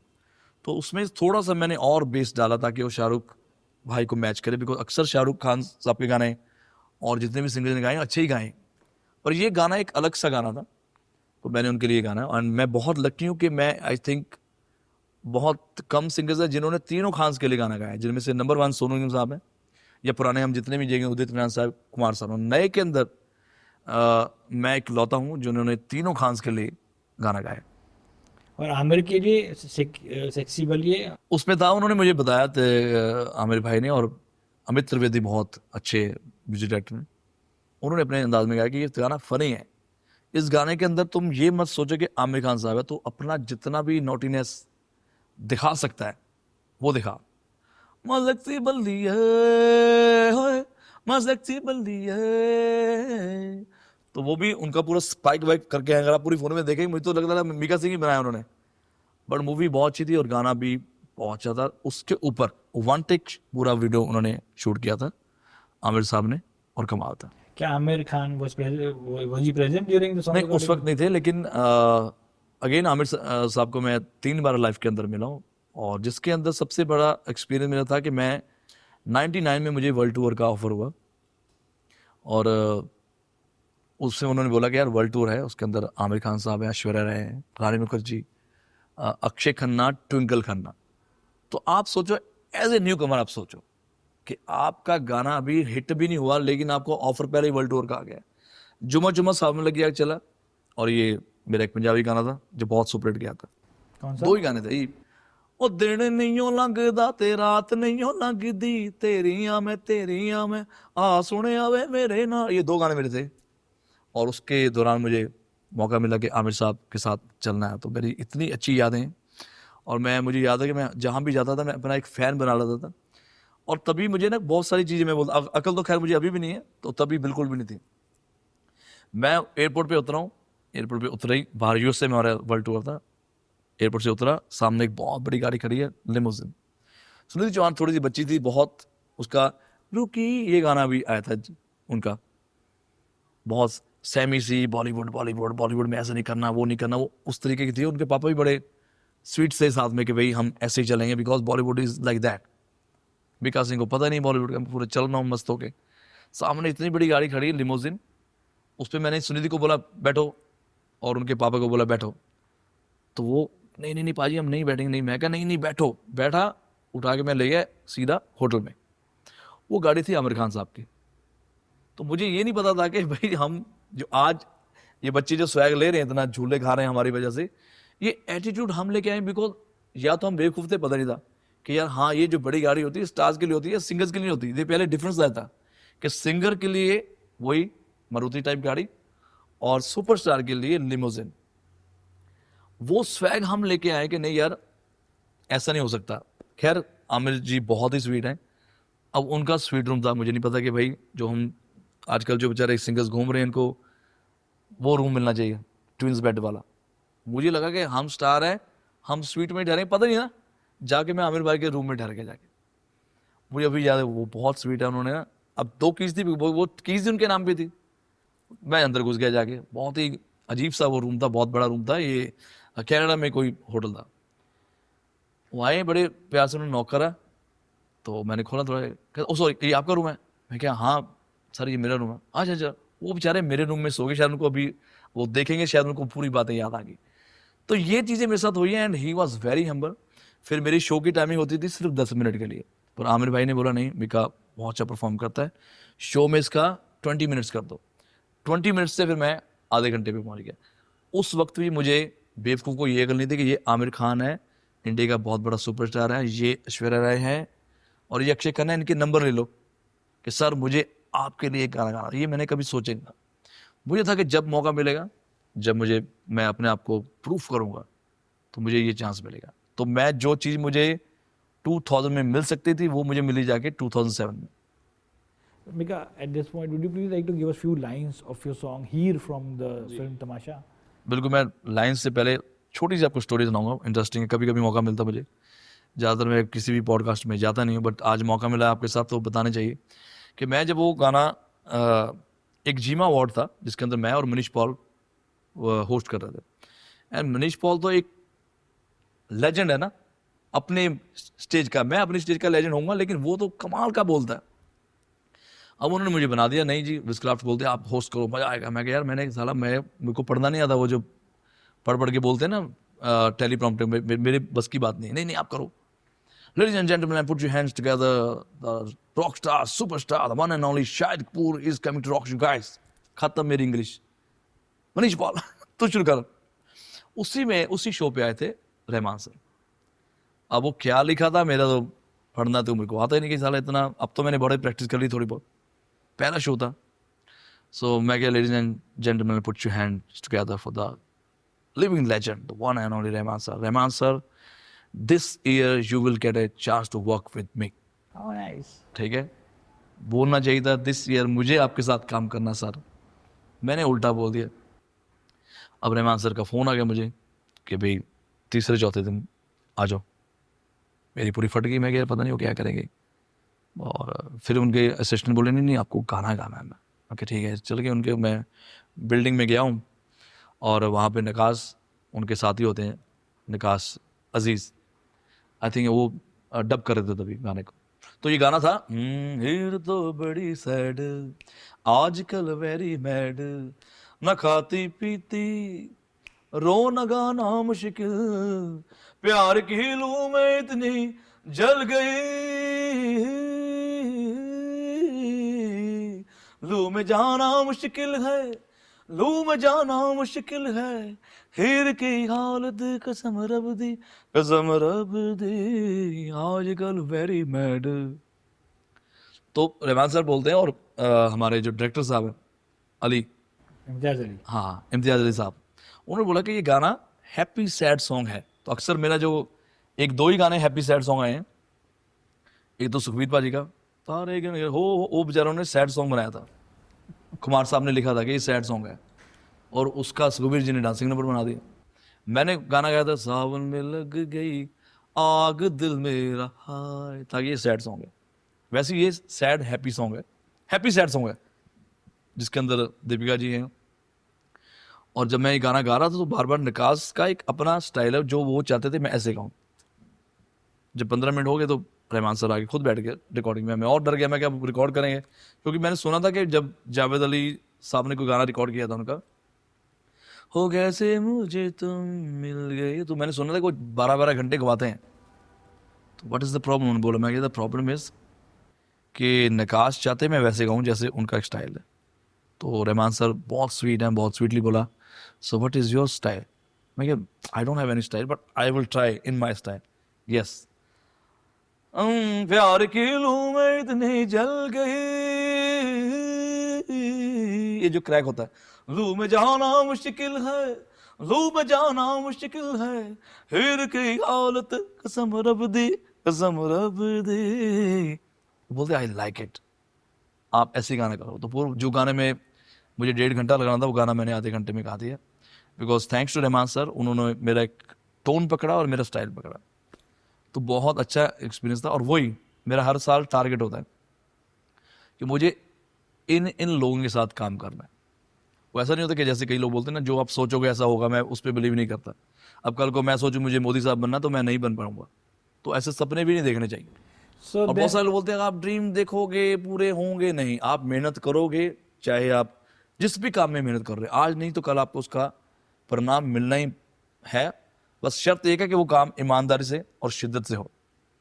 so आपने क्या what Punjabi touch you gave to this he is the बड़ी जी। man है, आपने क्या पंजाबी टच दिया था? वही है ना, Because उसमें तुम भी किसी they हाँ, use it तुम भी। आजकल वेरी मैड, तो अगर हम बोलेंगे आजकल जो भी मैड प्रॉपर जो एक इंग्लिश वर्ड होते हैं ना, तो कई बार अगर उसको हम कैंट लग रही है या प्योर प्योर देसी घ्यो, तो प्योर इंग्लिश वर्ड है, तो अपने स्टाइल में प्योर प्योर करते हैं। तो मैं कोशिश करता हूँ कि जो एक अच्छा सा स्वैग आना चाहिए गाने के अंदर वो आ जाए। बाकी तो हमारी ऑडियंस जनता जनार्दन है। So then staying with the Punjabi words. हाँ, तो मैं आपको बोलता कि हर साल मैं अपना टारगेट रखता हूँ। तो मेरा था कि यार मैंने सारा काम कर लिया है, और तीनों खान्स के साथ गाने हो गए हैं, बप्पी दा के साथ हो गए, अनु मलिक साहब के साथ हुए, प्रीतम दा के साथ हुए, विशाल शेखर, हिमेश रेशमिया, शंकर महादेवन, अमित त्रिवेदी। लेकिन ये वो जो हमारा लेजेंड है हमारे रहमान साहब, या इनके साथ कुछ प्लान करना। तो वो जो प्लान मैंने सोचा था वो हो गया, और आई एम सो हैप्पी कि मैंने उनके साथ 2 गाने गाए। एक गाना और उनका था जो कि कोविड में रिलीज हुआ था, और वो भी मैंने उनके साथ गाना गाया। वो थोड़ा उसके ऊपर था, वो एक गुड मैसेज के ऊपर था। Now you are the true real OG Punjabi voice of ji. Bollywood. How do you feel or react when you hear Bollywoodized Punjabi songs? Do you find them sort of like incorrect So pronunciation? first tell me what is the meaning of OG? The original gangster. बहुत सारे gangster बोल रहे original gangster करके बाद में डर जाते हैं गैंगस्टर से। I'm saying चलो you're the मैं true. हम बता रहा हूँ OG मतलब ओरिजिनल गबरू। ठीक है, you're the original gabru of ji, ji, Bollywood. Ji, ji. When you hear these Bollywoodized Punjabi songs and when you hear some of the pronunciations of the words which are not correct, how do you react or feel? ये देखो कई बार क्या होता है कि बहुत सारे ऐसे गाने जो किशोरदा ने भी गाए हैं पंजाबी में। अब किशोरदा की आवाज़ इतनी बड़ी है, तो और ऊपर से बच्चन साहब आते हैं और पंजाबी में कहंदे ने तरी तो वो मैं तेनू प्यार करना, तो करना और करना थोड़ा थोड़ा चल जाता है इतना वर्ड। बट अभी बिकॉज आफ्टर दिले मेहंदी, जब दिले साहब आए हैं इंडस्ट्री में, सबसे पहले तो टर्बन का जो स्टाइल है, पगड़ी को जो इज्जत मिली है बॉलीवुड में, ऑल क्रेडिट गोज टू दिले मेहंदी साहब। तो उसके बाद पंजाबी करते करते फिर हम आए हैं, मेरा दौर थोड़ा शुरू हुआ। तो मैं कोशिश करता कि जो पंजाबी वर्ड है पंजाबी रहे, शुद्ध हिंदी को हम शुद्ध हिंदी में गाएं। तो इसलिए मौजा ही मौजा में अगर देखें जाए पंजाबी हिंदी दोनों है। फिर अपनी तो जैसे तैसे में भी वो कहते हैं अपनी तो शंकर जी कहते हैं ऐसा आना चाहिए। तो मैं बोलता अपनी तो बने अपनी तो जैसे तैसे, तो हरियाणवी और पंजाबी दोनों मिक्स हो जाता है। I asked this because many years ago when you were recording a song with ji. Himesh Reshammiya, ji ji and you actually corrected him and told him that there was a word which was that was a Punjabi word, and you told him that this will be pronounced in ji. this way, not the way he was asking you to. Do you remember that? वो यही था ना अखाड़ा, मैं उतरा आज। एक और था अपना, ये गाना था अपना, ये रानी तू मैं राजा, ये गाना था ना, शायद इसमें वो वर्डिंग थी। कोई पंजाबी टोन का भी गाना था नहीं? पंजाबी टोन का यही था अपना, जो मैं आपको आज, मैं उतरा आज इश्क दे अखाड़े, बजा दे देसी बीट ढोलिया। हाँ। तो मैंने ढोलिया ही बोला उनके जगह, लेकिन बजा दे देसी बीट ढोलिया ये है एक्चुअली में, पर मैंने उनके लिए ढोलिया गाया। कहते नहीं हमें यही चाहिए, बिकॉज ढोल ऐसा भी चलता है। Today live entertainment industry is witnessing a renaissance movement. Many international artists are performing in India. Ji ji The big one is of course Coldplay ji. concert which will be held in January. हाँ। What do you say about this Coldplay concert ticket scalping fiasco? देखो, सबसे पहले मैं ये बताऊंगा, because जो audience है उनको म्यूजिक ही पसंद आता है, म्यूजिक कॉन्सर्ट्स। तो ये तो ट्रू है कि अगर म्यूजिक कॉन्सर्ट में लोग आ रहे हैं, गैदरिंग हो रही है, तो होनी चाहिए, बिकॉज हम सब म्यूजिक को प्यार करते हैं। और ये आज से सिलसिला नहीं चल रहा, ये मुझे याद है अंधेरी स्पोर्ट्स क्लब या नेहरू स्टेडियम मैंने 2015 में भर दिया था, 70,000 बंदा था। अगर आप यूट्यूब पे जाके देखेंगे you will see that video. और 2001 में मैंने अंधेरी स्पोर्ट्स क्लब में परफॉर्म किया था, 50,000 बंदे थे, और दलेर पाजी ने तो लाइन लगा रखी थी जहाँ भी शोज़ करते थे, बिकॉज लोगों को एंटरटेनमेंट चाहिए। और उसमें ये नहीं कि हर कोई किसी का भी शो हिट नहीं जा रहा। आज की डेट में जितने भी शोज़ हैं सभी सक्सेसफुली जा रहे हैं। आप जितने भी शोज़ देख रहेंगे, यहाँ तक कि अगर विशाल मिश्रा भी करता है उसका भी सोल्ड आउट ही जा रहा है, बिकॉज जो ऑडियंस है उनको सिंगर्स बहुत पसंद है, उनको एक्चुअली म्यूजिक बहुत पसंद है। तो अगर सिंगर अच्छा परफॉर्मर हो, ऊपर से नाम वाला हो, तो ऑडियंस आएगी। अब कम्स टू टिकट्स, हो टिकट पे मुझे डाउट होता है कि इतना जो बंदा भरता है, और वो जो टिकट्स होती हैं इनकी वेबसाइट पे होती हैं, आपको वो टिकट्स कहीं नज़र भी नहीं आएंगी। और बहुत सी ऑडियंस वो टिकट की फ़ोटो भी नहीं डालती कि हमने ये टिकट ली है, समवेयर वो वाया आती है। हाँ, ऐसा नहीं कि अगर आपने शोर मचा दिया तो डेफिनेटली 50% ऑडियंस जो है वो टिकट लेके ही आती होगी, ऐसा हो सकता है। 50% ऐसे ही घुस जाते होंगे या उनको पासेस मिलते होंगे। अब जैसे कोल्ड प्ले का मैं बहुत बड़ा फ़ैन हूँ, हालांकि मुझे गाना कोई भी नहीं याद। ऐसे ही हर बंदा बोलेगा मैं फ़ैन हूँ, तो गाना नहीं याद होता। पॉपुलर है, बहुत सारे लोग उनको प्यार करते हैं, डेफिनेटली बहुत अच्छे आर्टिस्ट हैं। तो इसमें मैं कोल्ड प्ले बैंड को मैं कुछ नहीं बोलना चाहूँगा, बट नॉर्मली जो टिकट्स का जो फंडा है, जी 3 मिनट्स में टिकट्स बिक गई, कैसे पॉसिबल है यार? क्या 3 मिनट्स में तुम इतने लोग बैठे हो कंप्यूटर पे कि हाँ ऐसा तुम ध्यान दे रहे हो? ऐसा तो हो नहीं। अगर आप स्वाइप भी करते हो तो उसको कैसे पॉसिबल कि 3 मिनट्स में इतने ही टिकट्स बिक जाएं? उसके बाद अभी आप देखोगे तो बोलेंगे यार टिकट्स आर अवेलेबल, टिकट्स हैं, टिकट ले लो, सोल्ड आउट, टिकट ले लो। आधे सिंगर्स का ये हो रहा है कि उन्होंने शो डाल दिया, मेरा शो हो रहा है, लेट्स से कि भी चलो अंधेरी स्पोर्ट्स क्लब में हो रहा है, सॉरी मेरा शो हो रहा है 13 जुलाई को, उसके अंदर एड्रेस ही नहीं है, कहाँ हो रहा है, वेन्यू का नाम नहीं पता, सोल्ड आउट। ऐसे कैसे भाई? कोई वेन्यू होगा, लोग इतने बेवकूफ तो नहीं है कि उन्होंने टिकट ले ली, हाँ तो जहां बोलेगा वहां पे आ जाएंगे। सो ऑडियंस आर देयर हर शो पे। अभी मैं कहीं शो करता हूँ तो 12-15 हज़ार तो आम लोग आ ही जाते हैं, बट उस पर डिपेंड है कि टिकट्स वाले लोग कितने हैं, बिकॉज इंडिया में अभी फैशन नहीं है कि वो टिकट्स खरीद के जाएं। और स्पेशली कुछ जगह ऐसी जहाँ पे बिल्कुल ही लोग टिकट, मैं उस सिटी का नाम नहीं लूँगा, टिकट लेनी नहीं है उनको। ऐसे ही अगर हम स्पेशली कनाडा में जाएंगे तो कनाडा में जो हमारे हार्डकोर पंजाबीज हैं उनको मेले का शौक है। मेले मतलब दिवाली मेला, वैसाखी मेला। आपको मेरे शो पे 2 लाख बंदे आए हैं, बट उनको वही है कि भाई हम शो देखेंगे, पतंगे उड़ाएंगे, जलेबी खाएंगे, टिकट पे पैसा नहीं खर्च करेंगे। तो अगर कनाडा में भी या कहीं भी इतना क्राउड आ रहा है, हाउ इज दैट पॉसिबल? बस वो मुझे भी सीखना है, मे बी चमत्कार हो ही रहा होगा, बट नॉर्मली अगर आप बड़े से बड़े किसी भी सुपरस्टार का शो आप कहीं भी रख दो, अभी आप सबसे बड़ा एग्जाम्पल देखो कि अगर आईफा अवार्ड्स आप देखेंगे, आईफा अवार्ड्स में तो सारे सिंगर्स हैं, सारे ही एक्टर्स हैं। मैंने परफॉर्म किया था आईफा अवार्ड में जहाँ पे रहमान सर भी थे, ये था हमारा न्यूयॉर्क में, जहाँ की कैपेसिटी थी 40,000, और सभी स्टार्स, चाहे आप किसी भी स्टार का नाम लेंगे, किसी भी सुपरस्टार का नाम लेंगे, किसी भी बड़े सिंगर का नाम लेंगे, वहाँ पे लोग 22,000 आए, 20,000 only 20,000 people were there, audition इतनी आई। तो वो झोल क्या है मुझे नहीं समझ आई। एक तरफ इतना तुम आईफा अवार्ड में भर जाते हो, ये मुझे खुद विस्क्राफ्ट वाले बोलते हैं यार समझ नहीं आती कि जो नंबर ऑफ टिकट्स जानी चाहिए समहाउ वही किसी का मामा, किसी का फूफा, किसी का पॉलिटिशियन, या कुछ टिकट्स ऐसी होती जो हमें देनी पड़ती हैं। तो टिकट्स खरीद कौन रहा है? अगर खरीद रहा है तो हम तो सारी, तब तुम्हें पूरा बुफे बना के दे दिया, ये लो जी, कौन सा हीरो चाहिए, कौन सा पॉप सिंगर चाहिए, कौन सा प्लेबैक सिंगर चाहिए, ये सारे आपको इस अवार्ड फंक्शन में हम दे रहे हैं, टिकट नहीं बिकती। मगर यंगस्टर्स देते हैं ticket if you go to these concerts. I've been to and I've seen many हाँ। youngsters, नए बच्चे। देखो नॉर्मली अगर आप किसी भी क्लब में जाएंगे, सैटरडे को जाओ, बहुत ही नॉर्मल बात है कि 1.5 लाख 2 लाख का टेबल बिकता है, जिसके अंदर 10 लोग बैठे होते हैं, it's a common thing. But वहां पे ड्रिंक सर्व होती है।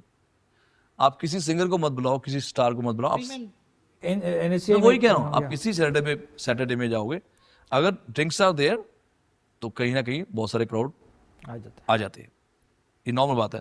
हाँ, और म्यूजिक को सारे लव प्यार करते हैं, सारे म्यूजिक लवर्स हैं। बट इतनी टिकट्स अगर आप बोलोगे यार एकदम से 25,000 बंदा आ गया, जैसे अब कोल्ड प्ले में मैं आपके जैसे कैमरा मैन उनको पूछूंगा, उनको नहीं पता कौन है, तो ये कौन लोग जो टिकट खरीद के वहां पहुंच जाते हैं। और अगर कोई सिंगर आया जिसके 4 गाने हिट नहीं है, तो आप पूरे शो पे क्या करोगे और क्या लोग सोच के जाएंगे? हाँ, अगर लिपसिंग चल रही है, सीडी चल रही है, तो फिर तो डीजे भी चल सकता है। अभी नहीं, मैंने लेटेस्ट मैंने चेतस का सॉन्ग शो कहीं देख रहा था, इतना बड़ा क्राउड है, हो सकता है।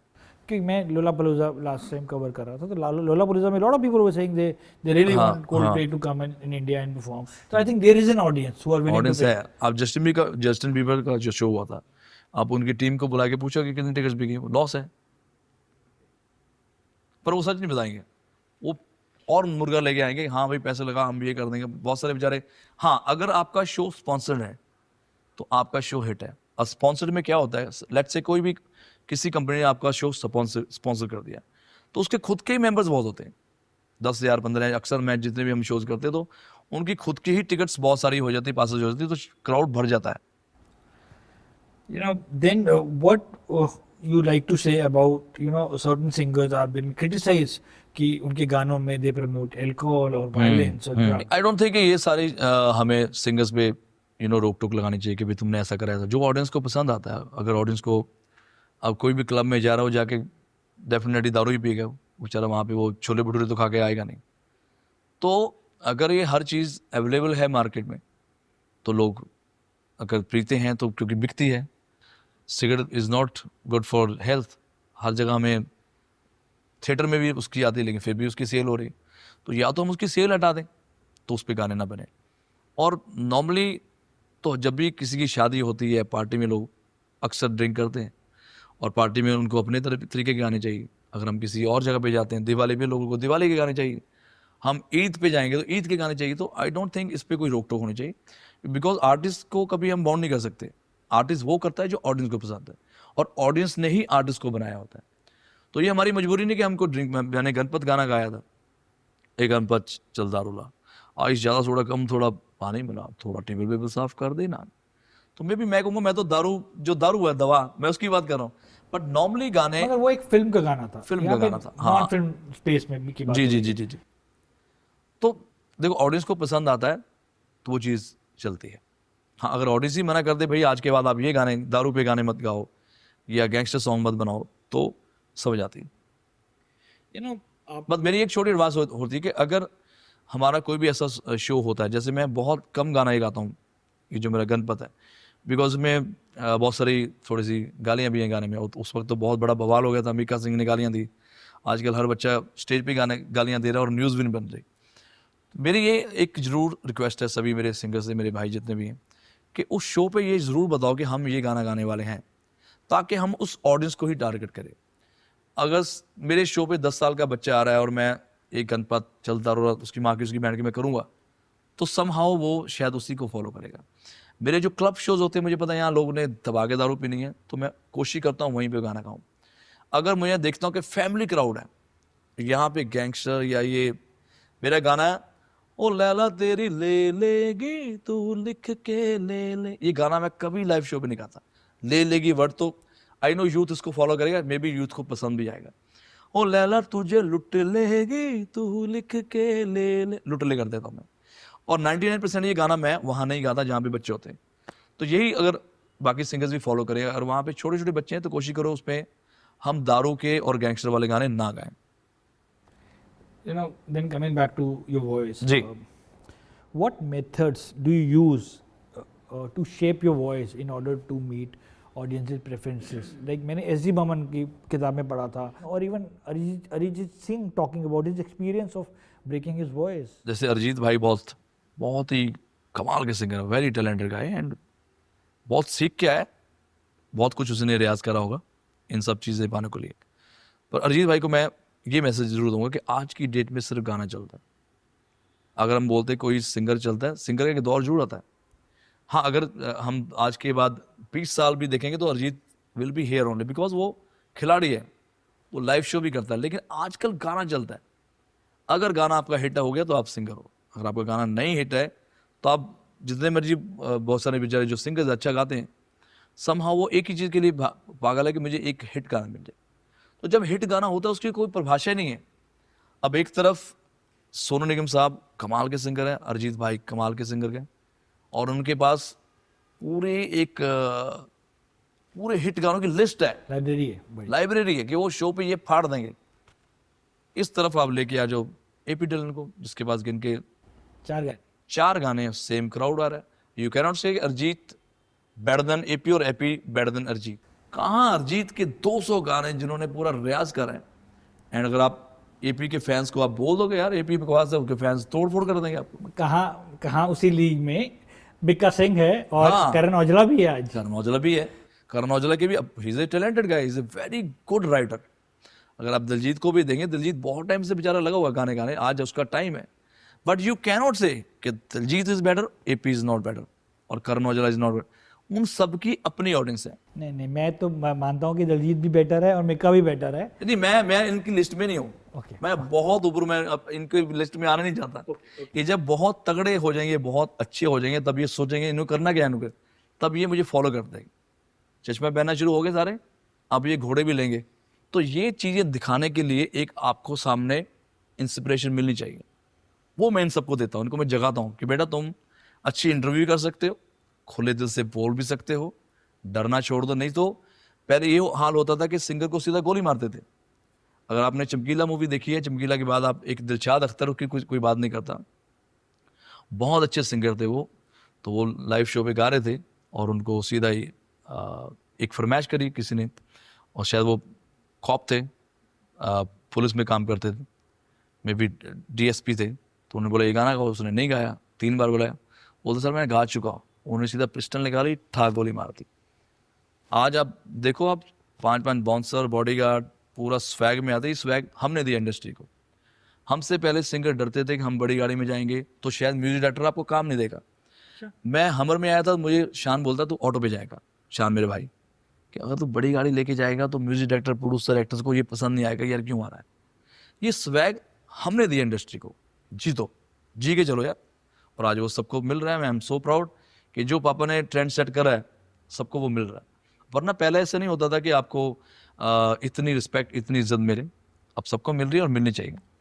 Coming back to your music, Yes sir. which are some of the songs that you consider are more personal to you over others? Perhaps that symbolizes a love or a breakup or a particular event in your life. क्या ऐसे गाने हैं जो आपको लगता है बहुत personal है आपके लिए, क्योंकि वो आपको आपकी ज़िंदगी की कोई ऐसे इंसिडेंट्स या इवेंट्स की याद दिलाते हैं? अभी जब भी मैं स्टेज पे जाता हूँ, कई बार इमोशनल में हो जाता हूँ गाना गाते हुए। कोई ऐसे गाने जो आपको याद हो कि पहली बार जब this song I recorded when I was in love with someone? हाँ, मैं ज़्यादातर मैं जब भी गाना गाता हूँ, स्पेशली किसी रियलिटी शो पे जाके जाता हूँ, तो अगर कोई मेरा सुर छोड़ जाता है तो मेरी आवाज़ पूरी बिसोरी और डगमगा जाती है। उसका रीज़न कि मैं अंदर से पूरा इमोशनल हो जाता हूँ।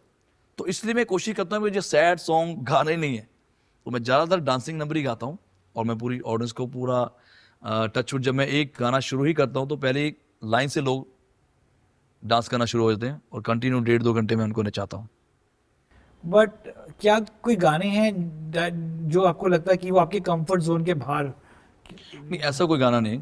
जो कि कंफर्ट जोन पे हो। मुझे होता है कि यार हर इंसान का एक स्टाइल है, स्पेशली अगर राहत साहब देखेंगे हम, तो राहत साहब का एक अपना अंदाज है कि जो वो गा सकते हैं वो और कोई नहीं गा सकता, और मैं उनकी जोन में जाता भी नहीं, because he is there.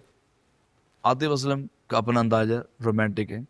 Arijit भाई का अपना स्टाइल है, सोनू भाई का अपना स्टाइल है। देन ये करण, दलजीत, बादशाह, जो इधर सारे पॉप सिंगर हैं, इनका अलग अंदाज है। तो मैं इन सबसे अपना काम अलग करता हूँ। सबसे पहले मेरी एक ही होती है कोशिश कि मेरी आवाज़ लोगों को रेडियो पे दिखाई दे, उसके लिए मैं चाहता हूँ कि मेरी जो आवाज़ अलग रहे। तो but all credit goes to my music directors, actors and मेरी जो प्यारी ऑडियंस, जो 25 साल से इस पागल मिका को मेरे अंदाज में ही बर्दाश्त कर रही। But do you sometimes miss or feel like why I'm not offered many sad songs? मैंने एक गाना गाया था जो कि विच इज़ ऑफर्ड बाय मिथुन, जो बहुत अच्छे म्यूजिक डायरेक्टर हैं। वो था, है दिल को तेरी आरज़ू पर मैं तुझे ना पा सकूं। ये गाना था जो माथुरों भी था, साजना गाना बहुत ये गाना चला। और जब भी मेरी जो हार्डकोर ऑडियंस है, हार्डकोर फैंस है, वो मेरे को 2 गाने पर कहते हैं, एक गाना ये और एक टेल मी समथिंग मेरी जान, कर ले हमसे एक बार प्यार की मीठी बातें चारों सोनिए, सुन ले तू समथिंग समथिंग।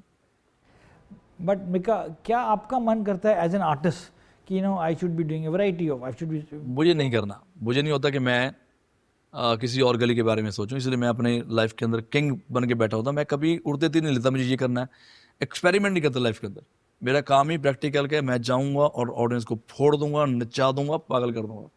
वहां जाके सडनली ऑडियंस खड़ी और मैं अपना look into my eyes you see what you mean to me such hard, मैं अपने कीड़े निकाल सकता हूँ, अपनी गायकी दिखा सकता हूँ, पर मेरा होता है कि यार ऑडियंस मुझे देखने आई है और मैं जो जो ऑडियंस में से उम्मीद करती है मैं वही काम करूँ। तो बहुत सारे सिंगर्स हैं और सडनली शो पे बेचारे कुछ और ही गाना शुरू हो जाते हैं, तो कई बार ऑडियंस बोर हो जाती है, और मेरी कोशिश रहती है कि मैं सिर्फ उनको वो ही दूं जो वो सुनना चाहते हैं। Zakir Hussain, he passed away at the age of 73 in San Francisco. बिल्कुल, मैं उनके बारे में बात ही करना चाहता था, बिकॉज आई थिंक पूरे वर्ल्ड की जो म्यूज़िक इंडस्ट्री को बहुत बड़ा ये एक झटका लगा है, बहुत बड़ा लॉस है। क्योंकि बचपन से लेके अगर तबला हमने सुना है या तबले पे किसी का नाम सुना है या कोई तबला प्लेयर को हम जानते हैं, तो वो एक ही है, वो है जाकिर हुसैन साहब। और उनके जो पिताजी थे अल्लाह रखा साहब, उन्होंने बहुत नाम कमाया पूरे वर्ल्ड वाइड। और उनकी जो शुरुआत हुई थी पंडित रविशंकर जी, जो सितार बहुत अच्छी प्ले करते थे, तो वो उनको इंडिया के बाहर लेके गए, क्योंकि वर्ल्ड वाइड रविशंकर जी पंडित रविशंकर जी बहुत पॉपुलर थे। शायद बहुत कम लोगों को ये बात पता होगा, पता भी होगा अगर आप गूगल पे जाके ढूंढेंगे कि जो बीटल ग्रुप है, one of the most popular band, Beatle band, उनका जो मेन लीड सिंगर है Paul McCartney, he was a great fan of Pandit Ravi Shankar ji. And वो वहाँ से फ्लाई करके इनको यहाँ मिलने आए, इनसे प्रॉपर उन्होंने सितार की तालीम ली है। तो ये जो वर्ल्ड वाइड एक अलग हिंदुस्तान की पहचान बनाने वाले असली लोग ये हैं। हम झूठ बोलते हैं सारे कि हम वर्ल्ड पे पता नहीं क्या ले गया, कुछ नहीं हमने करा। हम वर्ल्ड में वही कर रहे हैं जो हमें आता है और जो वर्ल्ड सुनना चाहता है। तो एक्चुअली में जो हिंदुस्तान का ट्रू म्यूजिक जो है, वो ये लोग ही पूरे वर्ल्ड में लेके गए थ्रू तबला। अब सरोद वादक हमारे अमजद अली खान साहब हैं, या अल्लाह रखा साहब ने बहुत नाम कमाया, या बांसुरी में हमारे चौरसिया साहब, हरि प्रसाद चौरसिया जी ने बहुत नाम कमाया। तो असली म्यूज़िक इंडिया का पहचान बनाने वाले ये लोग हैं। तो मैं अल्लाह ताला से, भगवान से प्रार्थना करूंगा कि उनकी आत्मा को शांति दे। और लेजेंड्स कभी मरते तो है नहीं, उनकी हमेशा यादें बरकरार रहेंगी। और जैसे कोई चीज़ बंदा लेके आता ना, नई चीज़ लेके आता, उनमें से जाकिर हुसैन साहब है जिन्होंने हिंदुस्तान की तबले की पहचान पूरे वर्ल्ड में वो लेके गए। तो आज के बाद अगर कोई भी बच्चा तबला बजाएगा तो वो उनको ही फॉलो करेगा। और जैसे माइकल जैक्सन साहब हैं, जब वो गए हैं तो वो ऐसा छोड़ गए कि हम उससे बाहर नहीं आ पा रहे। जो भी बड़ा पॉप सिंगर होगा, उसकी लाइटिंग, उसकी प्लानिंग, उनकी लाइव शोज, वो सिर्फ वही कॉपी करेगा जो माइकल जैक्सन ने करी हैं। तो ऐसे बहुत कम लोग होते हैं जो एक लेगेसी और एक अपना स्टाइल और अपना हुनर दुनिया को दे के जाते हैं, जिसको हम सारे लोग फॉलो करते हैं। उनमें से जाकिर हुसैन साहब। कभी आप मिले थे उनसे? मैं मिला हूँ और बहुत अच्छी पंजाबी वो मेरे साथ बोली उन्होंने। मैं वही जिमा वार्ड में मैं मिला था। खैर दिलीप भाई तो बहुत बार उनको मिले, तो बहुत अफसोस रहेगा कि इतने बड़े लेजेंड्स चले गए हैं, पर भगवान उनकी आत्मा को शांति दे। आपको याद है आपने क्या आपकी बातचीत उनके साथ क्या की थी? वो मुझे देख के वो पंजाबी में शुरू किया, होर मिके की हालदार, मैं भाई सत श्री अकाल, मैं थोड़ा बिकॉज अल्लाह रखा साहब भी बहुत अच्छे पंजाबी बोलते थे एंड आई गेस वो पंजाबी ही थे। और बहुत अच्छा उन्होंने अपना, जितने अच्छे वो आर्टिस्ट थे उतने ही अच्छे वो इंसान, वेरी डाउन टू अर्थ। उनकी बॉडी लैंग्वेज में कभी लगता नहीं था कि हम जाकिर हुसैन साहब के साथ बैठे हैं या पाँव छू रहे हैं उनके। Oh, nice. And finally, Mika, when you do your stage shows, your music shows, which are some of the songs with which you like to start your show, and the one that you always end your show with? देखो normally मैं अभी जब से मेरा गाना दमादम मस्त कलंदर आया, तो सबसे पहला गाना मैं यही गाता हूँ, बिकॉज मेरे पास कोई स्लो गाना ही नहीं है। ये बड़ी अच्छी और अजीब बात है। तो उसके लिए मैं कोशिश करता रहता हूँ। जैसे मैंने कुमार सानू साहब का गाना है, नजर के सामने जिगर के पास कोई रहता है, वो हो तुम। तो मैं कोशिश करता हूँ ये गानों से भी मैं शुरुआत करूँ, ताकि क्योंकि मेरे गाना ही सारे डांसिंग है, तो मेरा दूसरा गाना ही मौजे आता, तो लोग पहले ही इतना पागल हो जाते। फिर मुझे जो वहाँ की सिक्योरिटी होती है, ऑर्गेनाइजर होते हैं कि भाई इनको बिठाओ, तो मेरे शो पे बड़ा मुश्किल होता है कि लोग टिक पाएँ। और पंजाबी गाने में इसलिए गाता हूँ कूद के स्टेज पे ही आ जाते हैं। तो मेरे पास यही 2-4 गाने हैं। फिर मैं ये भी गाता हूँ, तुम जो मिल गए हो तो ये लगता है कि जहाँ मिल। तो जब ऑडियंस मेरे साथ गुनगुनानी होती है तो मैं स्लो एक मेडली जरूर गाता हूँ, ताकि लोग बैठ जाए, शांत हो जाए, अदरवाइज वो डांस ही करते रहते हैं। और क्लोजिंग सॉन्ग कौन सा होता है? क्लोजिंग में जैसे सुबह होने ना दे, तो उसके अंदर दिलीप पाजी की जो मेडली होती है, तारा रारा, जो सारे सिंगर्स गाते हैं, तो मैं वो उससे क्लोज करता हूँ। आपका कोई अपना गाना नहीं सर क्लोज करता? सुबह होने से शुरू करता हूँ, ओके। देन फिर बिकॉज उस पर पूरा शो यहाँ पे छोड़ के मुझे भागना ही होता वहाँ से। Well, with that, I want to thank you for taking time out and talking to me. Thank you Vishal भाई। आप बिलीव करें कि इतने पॉडकास्ट चल रहे हैं और सभी लोग बेचारे पॉपुलर भी हो रहे हैं, मीका सिंह आपको कहीं किसी पॉडकास्ट में नजर नहीं आएगा। बिकॉज मुझे जरूरत नहीं कि मैं किसी के साथ बैठ के अपनी प्रशंसा करूं, मैं अपने बारे में बताऊं, because king is always king. But with you I am so happy कि आप आए हैं। और स्पेशली मुझे लगा कि हाँ, पुष्पा 2 सुपरहिट गई, और जब मैंने ये मूवी देखी है, बहुत ही प्यारी मूवी है, अमेजिंग मूवी है, और कमाल का एक्टर है। स्पेशली उनका एक परफॉर्मेंस था जिसमें वो काली माता का रूप धारण करके आते हैं, उसमें तो पूरा गूज़बम्प आपके गूज़बम्प खड़े हो गए थे मेरे, कि he is the fantastic artist, actor and the director. जिन्होंने इतनी अच्छी ये फिल्म बनाई है, कमाल के डायरेक्टर हैं। और हमारे Ganesh Acharya ji, I love you sir, you are great. Thank you so much. And जाते जाते, like you end your music shows, would you please like to give us a medley of Okay. your famous songs? तो शाम इस time मेरा गला नहीं खुलता, लेकिन मैं आपको 2 लाइनें सुनाता हूँ। ये जो गाना है इसकी भी स्टोरी है, सुबह होने ना दे, विच इज़ कंपोज बाय हमारे लेजेंड प्रीतम दा। प्रीतम दा ने ये गाना रिकॉर्ड कराया थे। बोलते यार वो जो जैसे अमिताभ बच्चन बोलता तेनू मैं लव करदा, तो ऐसा चाहिए अमिताभ बच्चन साहब और मीका सिंह का मिक्स करके आवाज़ निकालो, एटीट्यूड और मेलोडी। तो इस गाने में बोलते हैं शायद गाना यार अक्षय पाजी को पसंद नहीं है, शायद ये गाना रिलीज ना हो, पर तू गाना चाहता है। मैं क्या, मुझे गाना, मेरे को 2 ऑप्शन थी, इंग्लिश ठुमके, तो मैं क्या नहीं, मुझे ये गाना गाना है। अच्छा। तो यकीन मानो जब ये गाना आया, ये गाना फिल्म का 4th सॉन्ग है, ये फिल्म का टाइटल सॉन्ग नहीं। इसके जैसे ये गाना रिलीज हो, उसके पहले कौन से गाने थे, ये गाना नंबर 1 हो गया, ऐसा लगता है ये टाइटल सॉन्ग है। तो ये गाना मैं आपको सुनाता हूँ। और इस गाने में एक बात मैंने और चीज़ करी थी, कि जब मैं इंडस्ट्री में आया, उसमें पहले रूल था कि 2 एक्टर्स के लिए, 2 हीरोज़ के लिए 2 सिंगर्स की ज़रूरत होती थी। तो जब से मैंने एंट्री मारी, मैं एक गाना गाता हूँ तो उसके अंदर 4-4 हीरो डांस कर रहे होते हैं। Example Ganpath, Singh is king, अपनी तो जैसे तैसे अक्षय भाई है उसके अंदर, रितेश एंड अर्जुन रामपाल। देन इस पे आ जाओ अपने जो सुबह होने ना दे में देसी वॉइस अक्षय कुमार और John Ibrahim.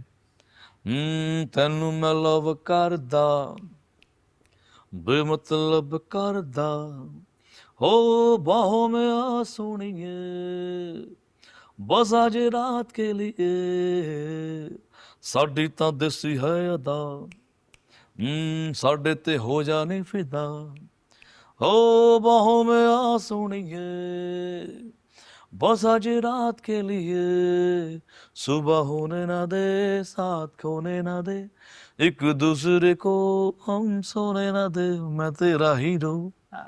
lovely Thank you, Vishal. nice meeting you, thank you so much। Thank you, Vishal ji. Thank you so much.